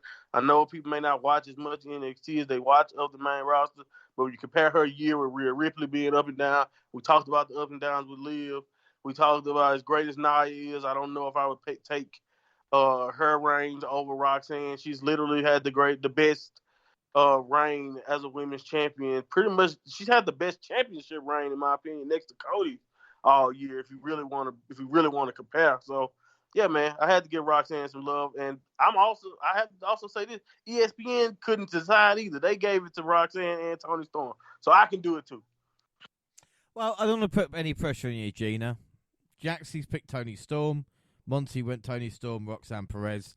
I've gone for Roxanne Perez as my woman of the year. So you've kind of got the deciding vote. I'm sorry to disappoint James, but I've put Toni Storm. Oh no. Yeah, sorry. Toni Storm is definitely, like my sister said, she's gone off because her original kind of persona wasn't really gelling or working, and she's come back with this entire new persona that has worked so well, and she's taken it into interviews, into press releases. She had her own kind of slogan of "Watch for the shoe." Like, it just all really worked, and she was just so over. So yeah, she's got to be Woman of the Year for me. Yeah, Toni Storm. That's a good choice. I mean, Storm is, like I said, it's been right up there. So is Mariah May, to be fair. But Storm looks to be having a great next year. So we are on to pay-per-view or PLE of the year. Monty, this is when you kind of give us a dash of reality because we just think about what happened a couple of months ago rather than what happened at the start of the year. So what is your PLE or pay-per-view? I seem to have a gimmick with this one because I feel like the last few times I've done the same thing. Yeah, man. I look back and you sent me my according to my review numbers. Also, nothing in my opinion was better. To be more specific, WrestleMania by itself was great, but WrestleMania Night 2 was damn near perfect, and I gave that one of the highest ratings I think I've ever given a show. And I remember it, vividly. Like we mentioned, that main event being one of the most special things we ever seen. But Bayley and Io was also special on their card. I mean, it was just a lot of great moments here. I think Seth and Drew started that off, and we had the cash in you might not want to remember happen. That night. So night 2 WrestleMania was a damn near perfect night of wrestling, man, and it was WWE entertainment at its finest, and I'm sure it probably was a better wrestling show, maybe from bell to bell, from the first bell to the last one. But to me, you can't get much better than what WWE put out for WrestleMania, specifically the night 2. Yeah. Monty and I again haven't shared our votes or anything like this. We've seen it separately, but I have gone WrestleMania as well. Night 2, like I said, perfect event. Gina, what will you pick? Again, this is quite difficult. I will give a shout out to the All In and All Out pay-per-views, because last year it was like a week difference. This year it was like a 2-week difference. But I will say that the energy going from All In to All Out, or vice versa, I can't remember which way around it was. But I was just going to say they were great pay-per-views back to back for AEW. I will put AEW Revolution up there though, with Sting's retirement match. It was just a great match, and it was a feel-good moment as well. And for WWE, I would say WrestleMania was their best pay-per-view. Jaxie? Yeah, I kind of didn't think to really look back at the spreadsheet recently to look at like the higher Why votes. would you? So I've After kind all of the got hard it work immediate that memory I put in, that you why went would you through. bother? Yeah, I know. End of life. But anyway, so I really have kind of gone with like sort of my most immediate memory. And I know that we have yet to discuss this, but I'm going to go World's End AEW. Fucking spoiler alert. We've not even got there yet, man. It was it. I'm sorry. Yeah. Well, I can't wait to shit on it. Someone sounded bitter. All right, so only a handful of awards left now. We've got, well, I say big one, match of the year. Gina, what was your match of the year? Oh my God, like I don't really know, because there's too many top matches. I will give a shout out to Chris Statlander and Willow Nightingale for their street fight, because I'm telling you now, a split on top of thumbtacks, that's crazy. So they had a great fight. So did Bailey and Io at WrestleMania. In terms of my overall match, I don't know which one to go with. Drew. Okay. Oh, I don't want to do one of them, because you're gonna have a go at me, because you just had a go at Jax for mentioning World's End.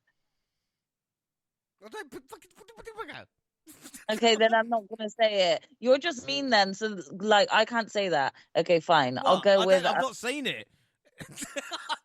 I've genuinely not seen World's End or know any results. I didn't give a spoiler. Okay, fine. I won't say it then. It's the greatest event ever, apparently.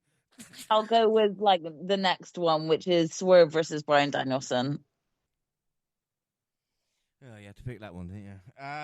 Anyway, Jaxie, what would you pick?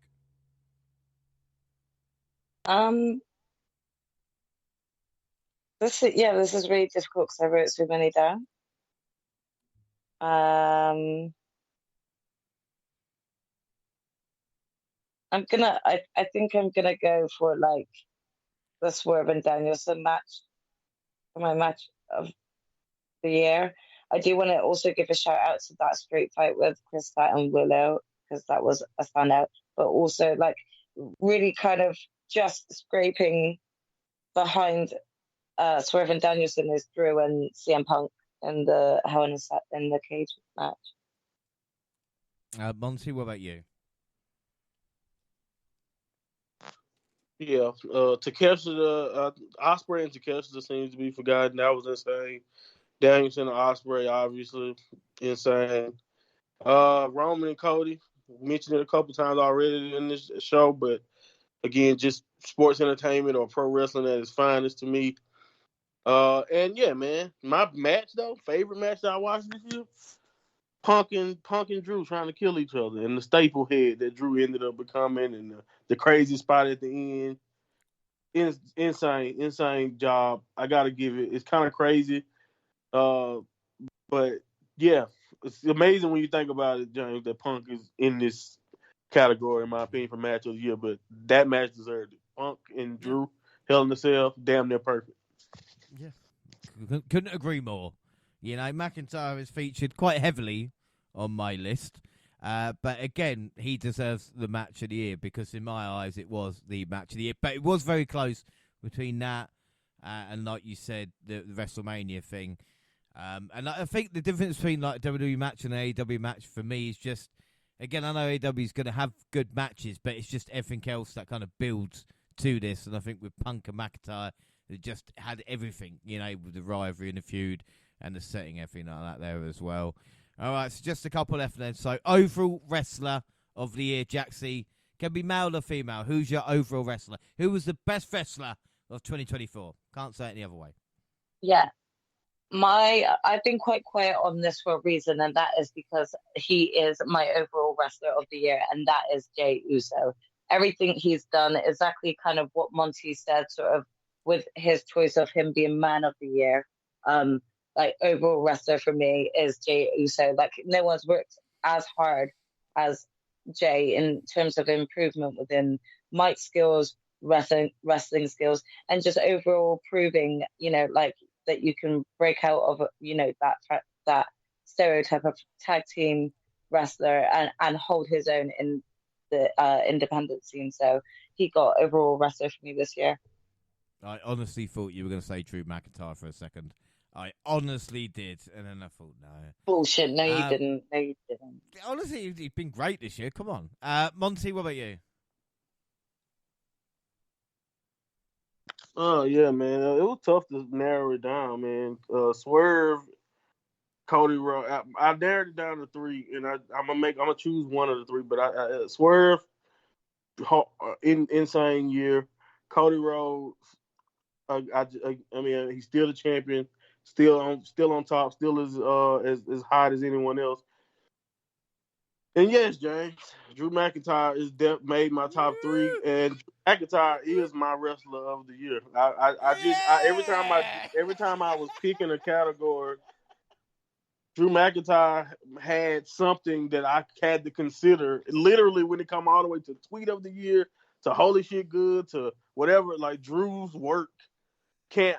As much as I don't want to sound as biased as maybe you're gonna sound when you talk about it, James, but no, he's had one of the strongest years ever, and yeah, man, I really enjoy his work. Everything he's done this year has been top level, whether it's in the ring and outside the ring. He's been on another level, a level that I didn't know he was capable of, to be honest. And I think that's probably part of why, but I'm not even gonna take anything from him. He's my wrestler of the year without a doubt. Like you can't talk about 2024 and mention WWE in my opinion without talking about what the work Drew McIntyre has done. Gina, are you going to pick McIntyre? No, I'm not. I'm sorry. I'm going to go the same as my sister and go with Jey Uso for the same reasons.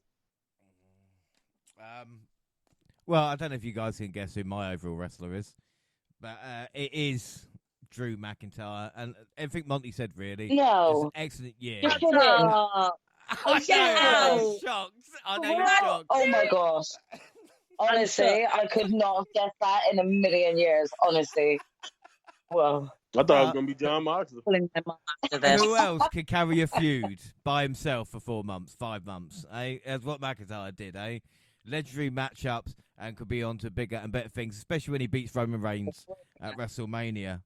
So that is it.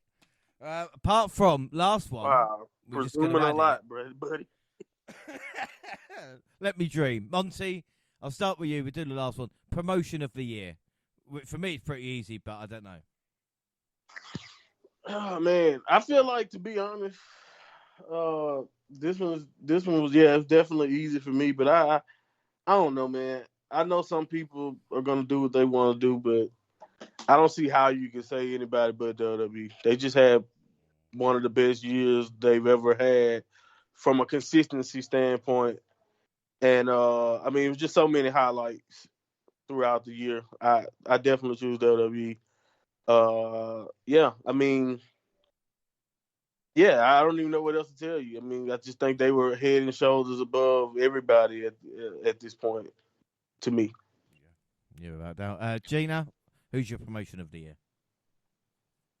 Yeah, I mean, I think I would usually be quite biased towards AEW because I do feel like I enjoyed a lot more AEW pay-per-views than WWE's premium live events. But for me, I kind of agree with Monty. I think the storylines and everything that comes from WWE is still so top tier that you can't not really choose them as promotion of the year, because as much as AEW has some highs, it's also had a shit ton of lows.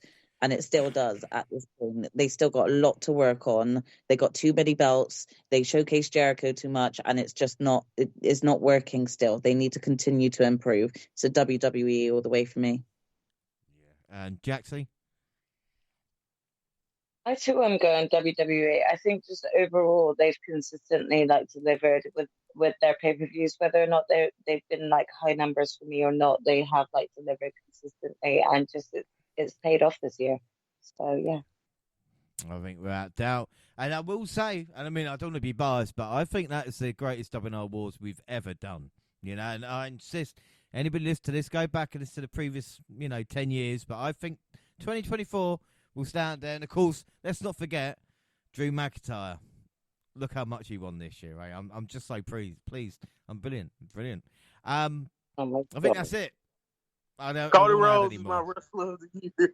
No, Monty. You and I, we've created something very special tonight between the two of us. I'm not going to lie. There's a connection now. And you pick McIntyre, man. You pick McIntyre. That's great. So that's it. Don't forget, we're across all social media. X at the WNR Podcast. I'm at the WNR Pod James. And you can find the entire WNR team on the banner. We're also now on Blue Sky, WNR Podcast, and Reddit. Jaxie, where can people find and follow you? I'm across Instagram, Twitch, and X, Twitter at Jaxie Scarlett. Perfect. Monty? At Monty Pod on Twitter. Perfect. And Gina? You can find me on Twitch, Instagram, and Twitter at Purple Pain. WNR also on Facebook and Instagram. Send us an email to WNRpodcast@gmail.com.